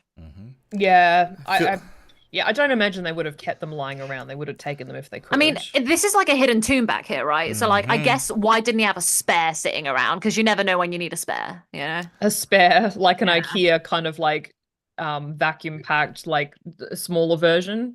And you could just sort of like unpack it to your will and just use it when necessary. You just assemble it on the spot. Like carry it around like in this little suitcase. I love the wheels on it. That Jack had but you could only use it once. Yeah. I love that Jack had to basically summon him because he's watching, but he's like, he did. This is a big deal right here. He's like, okay, here we go. What's mad is Sam hasn't seen him this whole time, so she's so shocked and in awe that he's and he here. literally just turns to her and just says, Sam. Yeah. Like, kind of annoying. Yeah, it is a little bit. You turd, Daniel. Well, especially seeing as they were so tired. I know. These two are the ones that had the most in common. She should have ran to him and hugged him. You know? Yeah. They should have allowed that beat in the story. 3 precious seconds you can't of really, screen time. you can't hug him. He's Are you sure? Like yeah. Because later in the episode, when he's on Anubis's ship, Anubis's first prime shoots him and it goes right through him. So like he's not there. If you know what I mean. Like he's translucent. He doesn't pick up anything at any point? I assume he can't make himself solid? Okay. I think so, no. I think he might have the same thing Orlan had with the, like, you know, got to make self actual, you know, living flesh, and it's a bit more complicated. I don't know. This is so That's cool. the excuse I'm going for. It is I really love this shot. This is a great moment. Great Teal'c moment. And they're down. What I don't like about them going out of there down is that the explosion was a bit far away from them. So have you ever had a flaming fireball hit you? You know what, David? No, I should shut up. So just really quickly, guys. Yeah. Watch Daniel. He adjusts his glasses, but they're not there. Oh, that's so cute. It's still Sorry, like there. I had to bring it up because it was adorable. I've driven by a 3-story tall flaming fireball on the side of the road 50 feet away, and it is no picnic. Let me tell you. Okay, you know what, David? I'm gonna take my comment and shove it right where the sun don't shine, Nicole. Exactly, I will. That's right. You bury it like the Eye of Ra. Now, will they not get up? Now, I suspect they might get up, but they would definitely be stunned. Yeah, this is. I'm sure Teal'c might run back to try and help them. Yeah. But... So I think there's something really bittersweet about watching Daniel and Jonas work together. Yep. Oh, they're they so have cute. Like natural chemistry, and I think it's sort of a perfect handoff that also makes you wish it wasn't a goodbye. Yep. Like, their bromance at the beginning of season 7, I was like, oh, this is the on-screen chemistry I'm dying for. No, they can work together. How many? Many. Many, yeah. Enough said. I'm not gonna lie, just seeing Michael Shanks again just makes me not realize, but just constantly remind myself how much of an amazing actor he is. Like, he is tremendous. I've missed him so much that seeing him again after so long, because I've never watched Stargate in order like this. So seeing him again is making me go, wow. Like, I forget how well he knows this character, how fantastic he is in this role. So I guess clever this is designed mechanism to be opened with a hand device. Yeah. Well, I was gonna say, because my question was like, how would Ra or his followers open it without any light sources? Like, Ra would have to open it himself. Ancient times, but the device makes sense. A device of the hand. A device of the hand, indeed. This is a cool shot. I like this shot. I wish there was more in here that would have suggested more stories, not just regular bits of parchment and everything else. I don't know. The tablet's pretty huge. It is. Wouldn't it be great if there was like a quantum mirror in there, and then it was like, whoa, and then, new funsies begin. Exactly. Ra was aware of multiple realities. Yeah, that'd be wild. This is kind of like Anubis's junk room. Mm-hmm. There's a lot of recognizable props in here if you look back. Yeah. So a lot of jewels. That row, that I said Anubis, grid but I of meant jewels. Ra. Yeah. Yes. You're right, absolutely. Giangiata said, I did ask Shanks how long it took him to stop adjusting his non-existent glasses, and he said it didn't take too long. Oh, really? The way he was able, though, the way he did that natural push the glasses up, Yes, I thought it was cute. It's just the little subtleties in his acting that make him so phenomenal. Skara.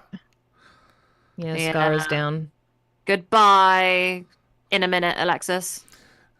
Bill Lee needs to get started on those ceramic polymers.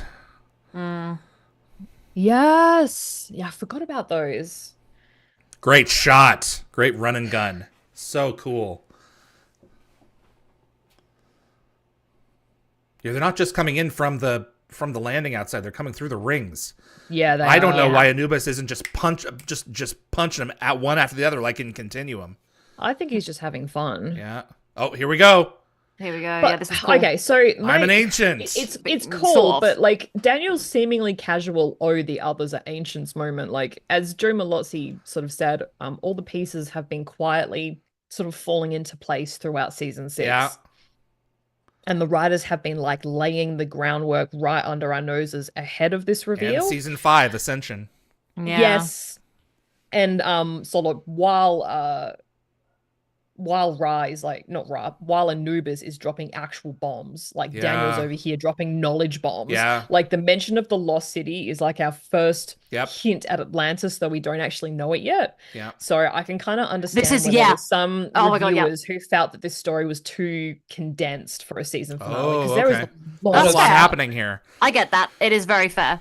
What I love about this episode, and I've actually heard this criticism from friends who've watched this, who've said the same complaint they always make when I love an episode like this is that I love the episode because of the future it holds, and I know the outcome that it's going to be. So the episode is good, but it's not as amazing as like where it leads. Mm-hmm. Yeah. This is a great trick. What he's doing, you can actually do. And this is very cool. That's totally. That's how you can find studs in the wall and stuff. That's exactly right. You don't need a sensor.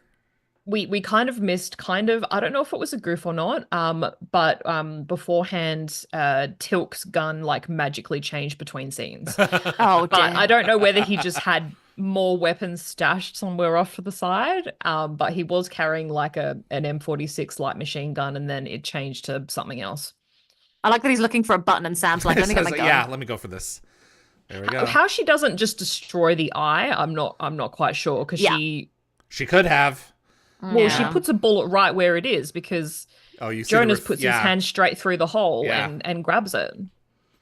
Maybe it's like really bulletproof. I don't know. I guess it's kind of set further back, but it's at an angle. We're seeing it at an angle, the same opposite angle that Jonas is approaching it with the light. So I don't think she hit it directly on. So. Chibi Me said everyone puts all the burden on Bill Lee, but never say thank you to Bill Lee. That's true. Oh, I love that. Bill. Me too. Oh, here we go. Got Jafar on our ass. We're stuck. Yeah. There's no reason that Anubis would allow their escape, which I guess he doesn't really, because he's planning on destroying the whole facility anyway. So there's that. Yeah. But he doesn't keep the Stargate active until the last moment, probably to keep the explosion from going. Well, it would be an outgoing wormhole. So I don't know. Yeah, excuses. We're trying to fill these plots. Right, exactly. In real time. I think he kind of lets them escape. Which doesn't make sense to me. I feel like maybe. I think he almost likes teasing them, like he's playing. Well, Daniel kind of distracted him for a minute and tried to stop him. So real quick here. So he says surrender or die, and then Jack shouts what? And Harak is caught off guard. And that's exactly how Michael Adamthwaite played that. He's like, what do you mean what? Surrender or die?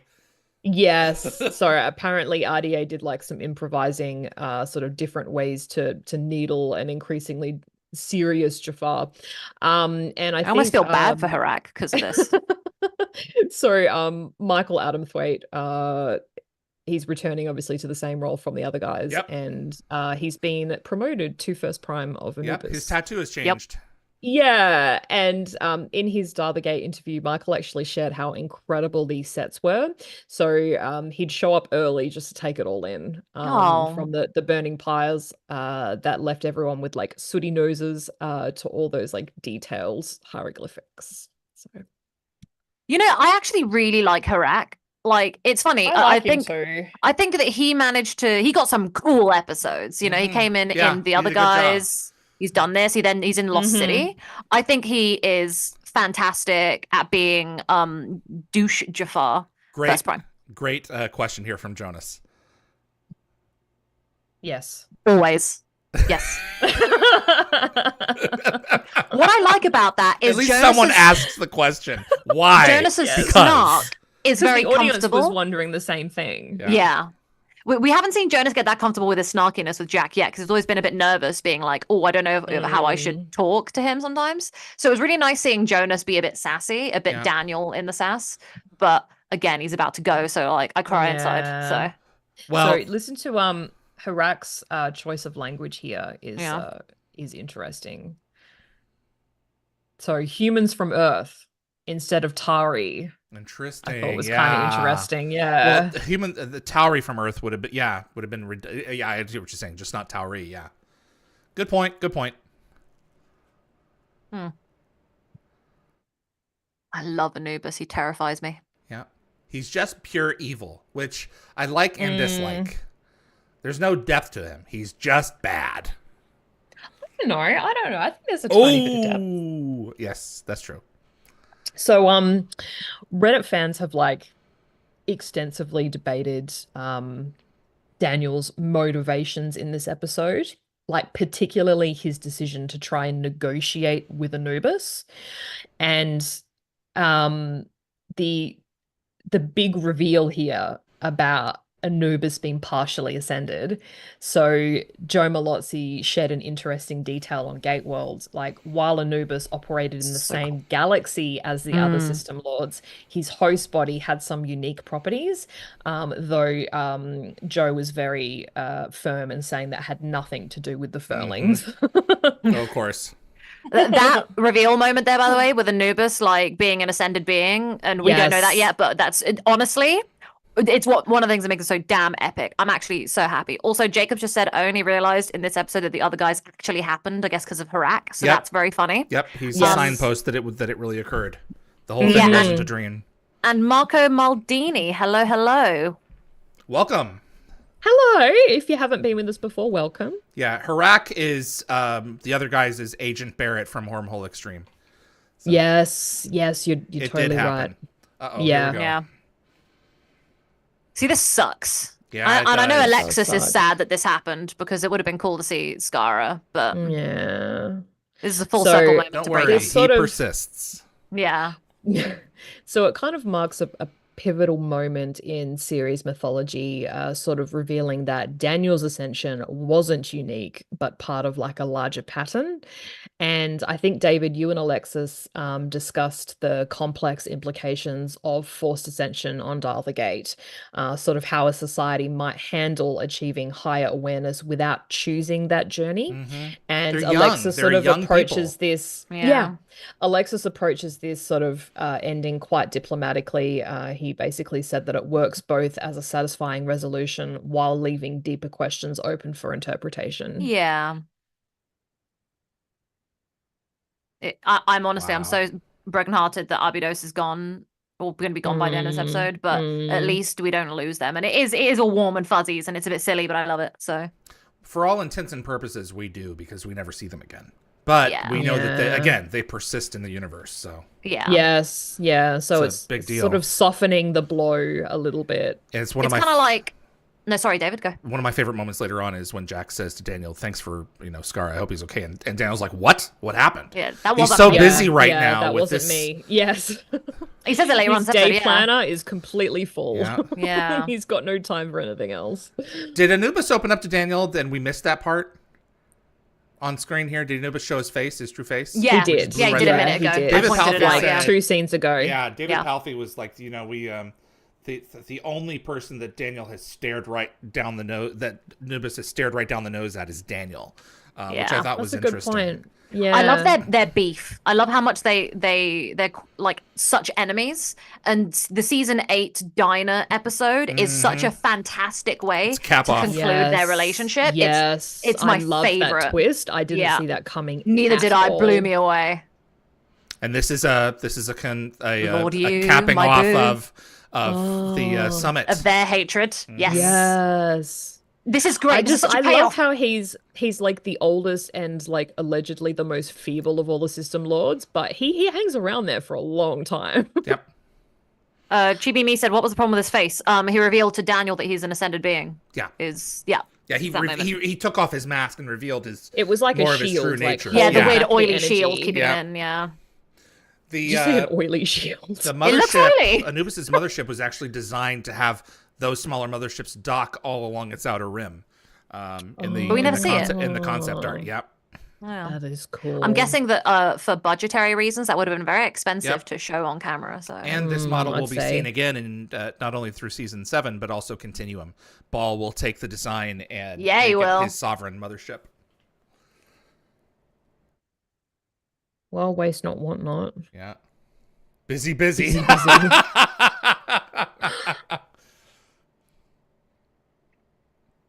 yeah, we're me. I love this beat. Yeah. Slow things down just a little. Yeah.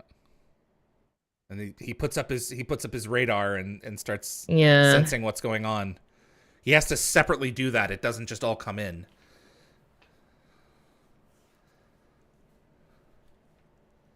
Chibi said that it was about something Jean Diarda said about his face. Apologies. Yeah, get it right. Yeah, how dare I? So cool. He's stuck. Yeah. He's So can I like just say- half downloaded. Yeah. Again, for me being me, right? I already knew all this stuff before I saw this episode because I obviously saw season 7 and 8. Yeah. Yeah, you put it together naturally rather than having Daniel explain it to you. Yeah. It's one of my least favorite aspects of Battlestar Galactica. There's an episode called Islanded in a Stream of Stars where one of the characters basically tells exactly what happened. I really like that episode, but okay. Show, don't tell. That's fair. That's fair. Yeah, that's fair. I mean, it would have been expensive. Yeah, something's to kind of show lost when it's just all words. the 13th tribe downfall and exodus from that earth, but still. Yeah. Battlestar Galactica is a great show if you haven't watched it, if you haven't figured Amazing out by now that we like it. Yeah, we like it a lot. I love how Jack is finally taking his cues from Daniel. Yeah. So, okay, that's right. Daniel went and told you to come to Abydos. He did. Yeah. You has really been in our back pocket in a lot of situations. This is what I'm saying. You is the real MVP. In many respects, he has sense. is. Yeah. He has You sense. go you. Yeah. Yeah. You go you. Oh, Jacob said that in the chat. You go you. Oh, that's as well. funny. That's what Jack says. Here we go, He says, Atlantis. "You go, you." Atlantis. Here we go. Didn't tell him about that either, huh? Guys, I'm losing it. We're finally getting We're to finally the getting to the meat best. and potatoes, yeah. Yes. This episode, It's a lot of I'll meat. never forget watching this for the first time. I was like, man, this is going so fast. I love every bit of it.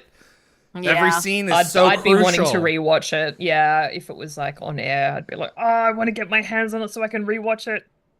Yeah, they were getting ready to hand off the TV series to another round of characters and go into movies. You're going to kick his ass if I have to. We'll see. Well, the thing is, like, Beautiful. Daniel, like, weren't you ever taught not to make promises you can't keep? Yeah. But he There's a doesn't bit of know arrogance if in he doesn't him know if here. he can. He's about to find Yeah. out because they've let him go this far, but he knows that Oma is literally playing firewall here because Yeah. she knows that she has to hold him back. Otherwise, the others will absolutely erase him. Put down the staff weapon. I know, I homie. love Yeah. that The little little- hand movement. Yeah. The way he rips the C4 off, always like the stickiness of it always makes me laugh. I don't This know is why. my biggest problem funny. with the entire script. Why didn't Ubis order him to smite them all once he hands it over? I guess because Anubis was assuming that they'd all be wiped out in the next few minutes when he executed Anyway, his plans. That typical It's the Grohl only thing that I can think arrogance. of. That's right, yeah. Listen to that. But give Harak don't the know why win. I like it. It is funny. So this I is like really the on awkward purpose. silence This of ripping it pulling off back and and handing forth it. here. That Yeah. Rick wouldn't let it go. And, Yes. and Michael's like, give me the damn thing. I'm trying That to do the actually scene, happened. I man. love That's it. right. I'm assuming his like rapport with RDA was one of the reasons why he came back. Yeah. so many they're so good. times. So good. Yeah. You know what? Having chemistry with RDA is like such a treat, and it doesn't always happen with everybody. And I always use that line, "Spank me, Rosie." Yeah. Spank me, Rosie. And you know, the Anubis Jaffa, they never use their swords. There was never a moment where they used their swords to cut someone down. Yes. Now you just see them parading them around, and that's it. Well, I love how he's like holding it like all it's missing is the silver serving dome. That's what the cloche. Yeah. The cloche. What a cool visual effect on his face. Honestly. They don't use it often. Awesome. Nope. But when they do, like when he's like, I'm assuming like he's sticking his shield a little bit further forward in interest so you can see it rather than having him hit all the way back in his hood. Yep. And he just inserted the outer ring into his Jaffa pocket. I love that. Just a free pocket. You know what? It's like cleavage, like a woman's bra. Right. You know, sometimes you've got to stuff in there. So this was designed conceptually to be kind of a flower. So kind of a flower. I can see in the sides, David, of the ship where the other hot sort of the fit. 3 slots where that side would have. Thank you for that. That's right. Are you my man? Your time is up. God, I honestly love him. Anubis's mothership destroys, I think it's 12 Hatuk vessels, which I feel bad for believe brings the total Hatuk count since Stargate Command's inception to like 33 or something. Yeah. And you somehow makes it out of there. Apparently, yeah. He's indestructible, that guy. Do you think actually what he's doing is he sent all those ships and he's actually hiding like round the corner somewhere behind the planet, ready to piece out? He may be sending a long-range communication, Yeah, that's true. He could Twilight barking across the galaxy. Jonas just made a comment about, something about hearing the battle, raging. Right. But the thing is, like, sound can't travel in space, dude. So unless it's science hearing, fiction. like, the ship's getting like toasty in the atmosphere. Yeah, exactly. As parts of them are falling into orbit. Yeah, that's the only thing I can think. Yeah. By the way, I made a Twilight bark joke about them Twilight barking across the galaxy. That's Bill. He says that in Atlantis, and then nobody gets it, and he's like, it's like Lord of the Rings, and then where they're all lighting the different, and it's that where that's how they send the long range messages. Here we go from gate to gate. Awesome.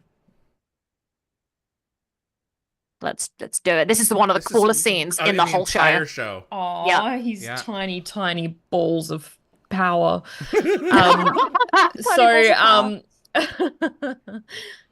We'll later find out in Reckoning Part 2 that Omar pulls Daniel away from this confrontation. Yeah. Same thing happens to Morgan Le Fay later. Saving him from the others. He's trying to kick his ass and he's not allowed to do it. The way Anubis was like, he can't do anything. They're leaving awfully fast, Don't you want to let the city know what's happened to the guys?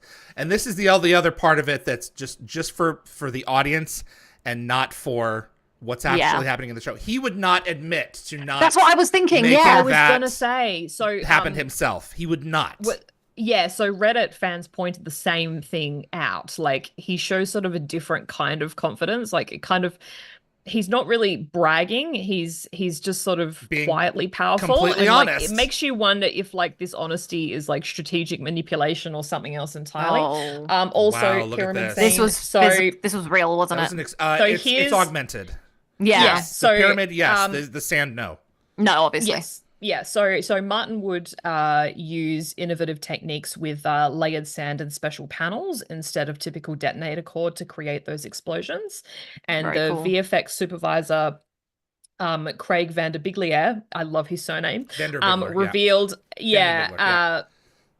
on Dial the Gate that his team gave this moment special attention, knowing its significance to the franchise. That's huge. Yeah. And they even built extra time into their schedule to perfect it. Wow. Which resulted in a $150,000 shot that would properly honor Abados's final $150,000? Did he tell me that? No, he didn't. But I think he actually kind of insinuated that it wasn't a huge amount of money that was spent on it. Where'd you get the number? I found it online somewhere, but Okay. again, I don't know how accurate it is. Okay. Also, I believe that Martin Wood is like a technician in this control room at some point, but I really found it hard to figure out which one he was unless it's kind of like blurry in the background. Okay. It's not Just gonna thinking about lock. Anubis's comment earlier and about not of his doing. It's one of the reasons why I like Anubis so much, because I did always think that's a bit silly, because Gould arrogance, they would always claim that everything is their doing. However, there is something quite interesting because Anubis is so powerful, he doesn't need to make up crap. Yeah. He doesn't have to sit there and take because he is about to take responsibility. responsibility for the second jab that he's about to Exactly. initiate. Yeah, That's a fair point. yeah. He's so Well, I powerful, he just doesn't think it need to do what kind the other of- Gould do. It almost it just helps to set him further apart from the other Gorwalls. So you really sit up and pay attention. You're like, this guy's different. What's his deal? Yeah, That tablet's made of foam. I can see that. Oh, Very really? heavy, They did a durable good foam. job. Uh-huh. Wow. I would Did it love to own survive? it. Yeah, someone's got it. I'm not sure who it is though, that's but I hate them. cool. Yeah, by I can see that, I don't mean that I think it's a bad job, but that you can, like, I can tell that, like, out of everything they would have used, it's definitely like a foam that they chipped away and then painted. Yeah. Looks really good. No, very I well like done. it. I think they did a good job. Yeah, they did a great job. So I was going to say before that the mass ascension of the Aberdonians sort of really shows the full scope of Oma's power. Mm-hmm. You know, Can't she believe they can let her do evaluate. that. Yeah, she Well, we've can seen ancients elevate do an it. entire In That many? season 2 of Atlantis. Yeah, we was with Shepard's cloister. Yeah. So, yeah, she can elevate like an entire civilization despite being punished for ascending Anubis. So it sparked quite a lot of debate among fans, while some saw it as like a fitting end for Earth's first alien allies. Other people felt that it made Ascension seem a bit too easy, which we kind of touched on at the start. And I think it's sort of fascinating that she's like powerful enough to ascend a whole planet, yet she's sort of forced to watch Anubis's destruction unfold. They allow her to continue to do quote unquote her work as penance for allowing Anubis to become what he became. So, and everything is back to normal. Everything is fixed. This is so, it's so is that powerful. supplies over there on the right? Is this like the There's supplies? supplies. There's supplies. On the Yeah. right. Well, Abydos was left with a series of supplies. I was We gonna were say, led to Oh, give. We okay. were led to the impression that they their maintained previous regular supplies. contacts to take Right. care of them in the event of something happening. Also, tire tracks. Yep. Yeah. Mastage. Mastage. Hey, Alan's in here. Carts. Alan's here. Hello, he says Alan. Martin was in the background as well that says locked. Okay, very good. Alan, we appreciate you. Stargate Daddy-o. Oh, thanks, Alan. Miss you, buddy. Miss you. Everyone looks okay. Oh, Jonas playing with the kid a little bit. That's Yeah. nice. Yeah. Wow. Like this, his tummy's just out. Like, nice crop top, Alexis. Looking good. Yeah, I can't pull off a crop top, so No, neither can I. I really he's can't. doing a good job. And by no, that I was talking about myself there. Not you, Yvie. I don't know about you, the crop tops. No, I didn't. His I didn't personality take it as is that. muted. He's kind of like at peace. Yeah. Yeah. Yeah, he's like kind of lost the franticness that he had at the start of the episode.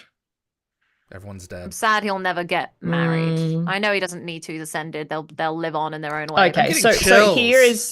here is my theory. So the destruction of Abydos is obviously devastating to watch, even knowing that Omar ascended everyone. But I can't help, and I'm sure you guys are in the same boat, just really feeling sad for Skara. Yeah. Though maybe he and his betrothed can still tie the knot as ascended beings. And Oma's diner would make quite the reception venue. Yeah, but I don't that know if you syrup can pancakes, love it. swap fluid when you're pure energy. I'm just saying. So. No. Look, you know what? Where there's a will, there's a way, and I'm sure they'll find a way. Yes. Why hanky when there's going to be no panky? So anyway, this is a great shot down and back up. This is fantastic. Yeah. I So love it cool. too. Yeah, it's perfect. The amount of power to have to be able to keep Abydos there and the gate there ready for them to go back. Yep. Like, It's just another indication that it's their technology. yeah. You know? They know what they're doing. And that is a miniature. So. Oh, that makes sense because it doesn't look quite right. Nope. So, Reddit discussions about the ancients' non-interference rules were particularly heated online, with fans debating the apparent hypocrisy of their stance and their complex moral framework. And a lot of fans particularly noted the ironic arc of this episode, like a mission to keep the Eye of Ra from Anubis ended up with him acquiring it anyway. I love Joel's bells at the end of that it was episode. Nice. Just the ringing of that. Sorry, Yvie, but I wanted to call Joel out. I love how he ends episodes. Jacob said, so did they actually go through the gate? To what degree are they seeing things in their heads, ascended beings, immaterial, but what about ascended planets? Yeah, no, I think that they did go through. I'm sure that the ascended beings are powerful enough to establish a wormhole and keep everything up and running for 5 minutes. So, yeah. I suspect it's real. Yeah, I think that episode really... What a fantastic end to season 6. It has been a real struggle. We started off so good, we had so much middling crap, and now we're back on it again. So thank God. In some respects, it's an ending to the show. Yeah. Yep. Full circle, everyone. Thanks for watching with us. It's weird because Stargate has so many moments throughout the show where you can feel like the show ended and then the show carried on. Like season 5 was an ending to the show in its own way. Well, they want more, so we'll give them more. Yeah. Season 6 was the what end. They want. Season 7 was the end. Season 8 was the end. Season 9 was the only time that I went, nah, it ain't ending. And then season 10, it like really ends because season 9's finale was just so. Because you get to the point now where Stargate is so old that the end is nigh. And then they just keep pushing it and keep going, nah, just one more. Just one more. You got this. Yeah. It's, you know what, guys? I really thought, I was like, I don't know if you remember how mad I was at season 2, because I was like, this season stinks, like season 2 I remember. sucks. You bring it up almost weekly. And season 3 also kind of sucked. And I thought it sucked less, but I don't know. I have mixed feelings, right? But man, does season 6 suck. I have never sat down and watched it all in one go properly. And holy Hannah, am I so suck. done? No, it doesn't completely suck. It's like a lot of it sucks, but as a whole on the show, wow, does it suck? Yeah. Like, oh.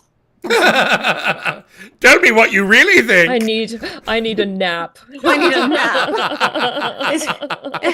I'm exhausted. I need a break from all of the constant suckage.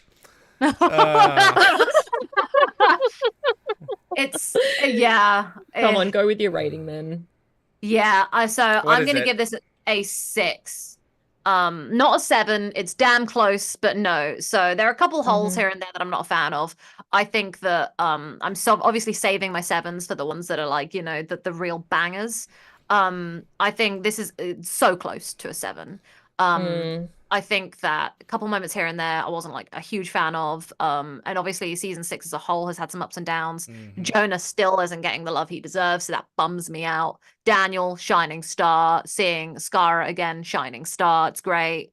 Anubis is fantastic, and you as well. Oh, I think overall it's a phenomenal way to end the season and potentially end the show. Was a bit fast though. There wasn't much build up leading up to this. Is one of my problems with this episode, is they have to go through it so fast and deliver it so quickly because they don't have time to mess around because there's been no lead up, unlike the end of season 1 where it was really building up for ages that they're coming. But you don't think that it works? I think it works, but it's a bit quick. And if this was going to be an end to a show followed by a movie, I feel like I just need a little bit more help getting there, a bit more hype, but very exciting. Atlantis is on the rise and Daniel's coming back. So a really good 6. He's coming back. Yeah. Can you believe it? Spoilers. Oh my God. Spoiler alert. Yeah. Yvie? So I think the impact of this episode is sort of lost on me just a tiny bit because I did watch the show after it had all aired. So I knew there was going to be another season straight after this. I would have watched these episodes probably back to back going into season 7. So yeah, some of the impact would have been lost on me. I think it was a pretty fitting send-off for the Aberdonians, because we haven't really touched base with them in a while, not since sort of Sharae. But I was really sad. I was really sad for Skara, because you know, he'd had such a tough last couple of years and you just wanted him to be happy. And I guess he is kind of living ever after, so to speak. Whether he's happy or not is another thing. I think the special effects were fantastic. I mean, they really just went all out, and they were definitely one of the I guess the peak moments of this season. I haven't hated on this season, I think, as much as Nicole has insinuated. I think it definitely has some decent episodes for me. Oh, for sure. Yeah, and I think I prefer it to like probably season 2. I'm just trying to think of like the number of episodes that I hate in season 2 versus love. So I think I'm going to give it a 5. Really? Okay. Yeah, I think I'm going to go with a 5. I don't know if it's quite 6 worthy. That's fair. Yeah. And I was going to say as well, there is a lot of fast talking in this episode, but it almost makes your head spin. You're just I love it though, because my brain's always firing on all cylinders. So I'm like, let's do it. And just the whole like ancient revelation, I think, was really downplayed. But like, I understand, you know, Joe Malozzi said that they have been kind of leading up to this, so it should have almost have been like, like we needed more. Really? No. We needed more Anubis and more of that, I think. The whole like season sprinkled. Like that was like a revelation in itself. And then 2 seconds later, he's mentioning the Lost City, which, you know, then becomes a spin-off series. And it's just like, what? Whiplash all over the place. It is whiplash, There's much more Anubis throughout season 7 than there is throughout season 6. And I think that the season would have been elevated as a whole had Anubis been sprinkled throughout season 6 as much as he is throughout season 7. It's why season 7 for me is a better season, because Anubis is so fantastic. He is the threat, and we don't see him. That's why season 6 is kind of blown. Yeah. And I understand that he's rallying his forces. So if there were, he was going to be in 2 seasons, and that was the arc of it. We would see him more in the second than the first, but we don't really see him in the first at all. So we see him in Redemption, we see him in Full Circle, and I think I felt like we saw him more in season 5 when he rocks up at the last minute than we did in all of season 6. Oh gosh. This episode, I remember watching this episode when it aired live. I think I watched it live. Oh, and I was definitely watching the show as it was airing at that point. I may have time shifted it by a couple of hours, but I ate it up when it aired. And Daniel returning was absolutely on point. The scenes with Jack were fantastic. The story moved quickly, but it was no information that I felt like, why am I just getting all this like this? I felt that it was structured really well. The visual effects are amazing. I mean, the whole episode from beginning to end is just beautiful to behold. The only thing that I wish had been changed was I wish they had actually killed the Aberdonians. I think it would have been a level of heartbreak to us that we would have sat with more, like we sit with the Asgard. It cheapens Ascension. It cheapens Ascension a little bit. I mean, I think that Atlantis really does a number on that with the Ascendometer and a few of these other things. It's like, Ascendometer. It's kind of like when Star Wars did the midichlorians. It's like, don't put a meter on it. There. You know, don't do that. As an episode, it's a 7 for me. I thought you might do a 7. I wasn't sure if you were between a 6 There's 2 ways to look at it. If you want to go through the franchise and evenly distribute point values based on 1 through 7, based on the show itself and what it gives, in my opinion, that would mean 50 episodes in the franchise would be assigned a 7. It would be a 7. I don't think that that's an accurate way to do it, though. I think you have to give it a 7 if you loved it, not like, well, this is the best of the best that I think that they had, and therefore it gets a 7. I'm kind of playing fast and loose with that logic, but I really would have given it a set. I really do want to give it a 7. Go with your heart. Yeah.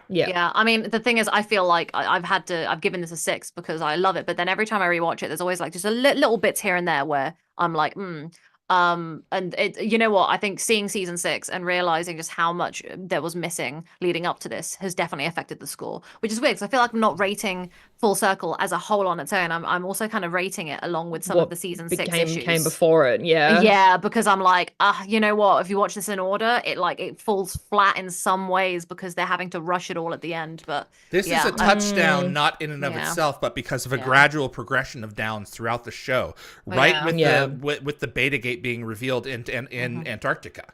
So that's what this is. This is a culmination of gradual downs leading to this touchdown. Yeah. For all you American football fans out there. Yeah. So it is a definitely standout episode for this season. It is. It's fantastic. Yeah. Raj Luthra, my rating for Full Circle is a 7, high 6 out of 7. Chevrons. It would have been great to see Kasuf again, and they did a follow-up. They mentioned him, nice. I think, in passing. Jacob said, thanks for clarifying about the Ascended Gate planet situation. No problem, Jacob. Jean Diada, I really want to take this all the way to Destiny with 9 chevrons, but I don't want David to hurt me, so this is a 7. Brilliant. Infinite power. Infinite power. Absolute power. Oh, no, I'm sorry. Unlimited power. That's power. what he says. Silly. Anthony, this one is a 6 for me. It's a great season finale. Chibi me, 7. No notes except Carter should have hugged Daniel, and I wish more of a friendlier interaction with He Skara. didn't touch anything. I don't think he can. I don't think she can. No. Yeah. I don't think he can. I would have at least wanted her to scold him, being like, where were you? You know, I want to say hello. Like, there more wasn't of that. enough. There wasn't enough time to put that into the dialogue. Exactly. Too many other things. They had 30 seconds to spend together, but there's no time. And they really didn't have time. That is a genuine shame from this episode. Yeah. Stuart Miller, that's another thing I have, which probably makes it a 6. Stuart Miller, 6 out of 7. It's a good season finale, but felt a little rushed. Yeah. Lockwatcher, it's a 7. This was great. It was serious and funny. This episode could have closed the series and might have, as they did not learn till late that they would continue for only one more season. Yeah, it's amazing how much Stargate kept going. Also, Lockwatcher said, yes, Jean Diada, David would destroy you. That's hilarious. So Shimmer Victoria, 6. I loved the giant set. Yes. I like David's just a monster now. Now, David, you're great. We love you. Lockwatcher, Nicole's new t-shirt. I'm not bullying. I'm just passing judgment. Oh, dear, oh, dear. Look, I'm allowed to pass judgment. That. Yeah, but I'm going to take that around every time I go to a Stargate convention. I'm going to have that on and just be like, I judge everyone. I don't. I love everyone. We all do. She's We're not just admitting that we do. She equally judges everybody. Oh, exactly. Lewis Cox, SG-1 was a show that could write, and then season 10 was the last season. We still wanted another season, but we got 2 DVD movies. So like continuing seasons, it could have done so much more. Gecko Fett, 6 out of 7 for me. Love the episode and the humor. Jacob, epic, emotional, action-packed, good balance of drama and humor/adventure. And Daniel and Skara, wow, perfect. Stargate, my favorite season finale and 5th favorite episode. Wow. Naturally, 7 chevrons. Okay. Lewis Cox said 6 out of 7 chevrons for me. I really like this episode. Lockwater said it's lucky that Fringe got half a season to finish their show. I know it's devastating how it's a good season. Happens. It's a good season. I love Fringe. It's very 1984. Raj Luthor said maybe they should have done Full Circle as a 2-parter. I would have liked some build up like with season 1 where they were. Done that. You know, I was just thinking that. I think that an hour and a half would have been too much. Yeah, maybe not 2-parter. Maybe an hour and 10 minutes would have been perfect. Maybe they're up for the side conversations. They're up for the grace of God kind of episode leading up to it. Because I'm not gonna lie, Fallen, you get those conversations in Fallen, so they exist. But season 1, I think that when it was doing that whole lead up to it, it's like for just 2 Gould motherships, I was always kind of like, that's babies. That's the that's best baby you got? numbers. Yeah, so, like now looking at this. When Brad said when they got to Continuum, they kept on returning shots to him of the motherships from orbit, and his comments, I don't remember how many rounds they went through this, but was more motherships. More motherships. Yeah, add more. Bigger. So that's like Peter DeLuise's lips. Bigger. It's always so funny. Jed Ted, 7 chevrons. This episode is so cinematic. Jacob, and now enter season 7 chevrons. Haha, with the brackets, cute. Alan with a rating from Alan. 6 chevrons for me. would have been 7 if the Daniel versus Anubis fight was better executed. I thought it was great, but you know what, Alan? We don't get along with all our opinions. So still love you. I would have liked to see a power clash like Harry Potter versus Voldemort, one connection before Daniel's ripped away. Well, yeah, but you get that with Adria and Daniel. That with Adria and yeah. Cool. So I remember seeing the fight between Anubis and Oma in season 6, and I remember thinking to myself, they should have hit each other like positive and negative magnets. Yeah, negative. And then exploded. And then in Arc of Truth, they went and did exactly what I thought in my head. So, there you go. Yeah, you kind of got what you wanted. Lewis Cox says season 7 is one of the better seasons of SG-1. Damn right it is. Lockwater 7 need at least an episode and a half for full circle, he thinks. That's fine, yeah. Love Daniel's come at me bro moment with Anubis. Yeah, the way he's like, shh. So cool. Candy Mitch, 6 would be a 7, except for the amount of action scenes, as those are hard for me to watch, as I can't track the movements at the speed of the show. This should have been a 2-parter. Okay, yeah. I compared to your previous rating on the previous episode, Candy Mitch, I completely understand what you're saying. So no judgment being passed. I completely get this one. Anubis in the background of season 7, and we see Cold Warriors, which is super cool. That's exciting. Yes, Lewis, 100%. And Jacob said, I thought season 6 slightly better than seasons 1 and 2 as an average, because the early seasons have teething issues, which is a hilarious way to describe it. That's a fair way to put it, yeah. But season 6 was probably the worst overall story arc out of all the seasons, because there wasn't really a proper arc for the season. They implied one, but it was poorly executed. Exactly. And Lewis Cox, oh man, I love Lost City, damn right. Jacob said, I like the fast pace of Full Circle, which is why I prefer it over Lost City 2-parter. Interesting. And Dan Ben, 7 out of 7. And Alan says, bye, everyone, can't stick around, heading off to work. You have fun, Alan. Good, have a good day at work. And I think, guys, we're done. I didn't think we would get through all those comments. People had a lot to say. We have. This may be one of our most successful streams. We've hit I think we hit 29:30 at one point. Yeah. Which is this is a great show. So 5 of those are my parents. Everyone, 5 I think all of their devices. Well, so I found out something wild. Are you ready for this? My stepdad and I went out for dinner for my birthday. Well, lunch for my birthday yesterday, and he said that sometimes he watches our streams and leaves us likes and stuff, just to give me some support. Yeah, they're not watching; they just support us. Yeah. Yeah, he's not a fan of Stargate. They're not watching the episode in tandem. They're just watching us. So I know a number of people who watch later and just they've seen the episode so much they know what's going on inside their heads. They just listen to us.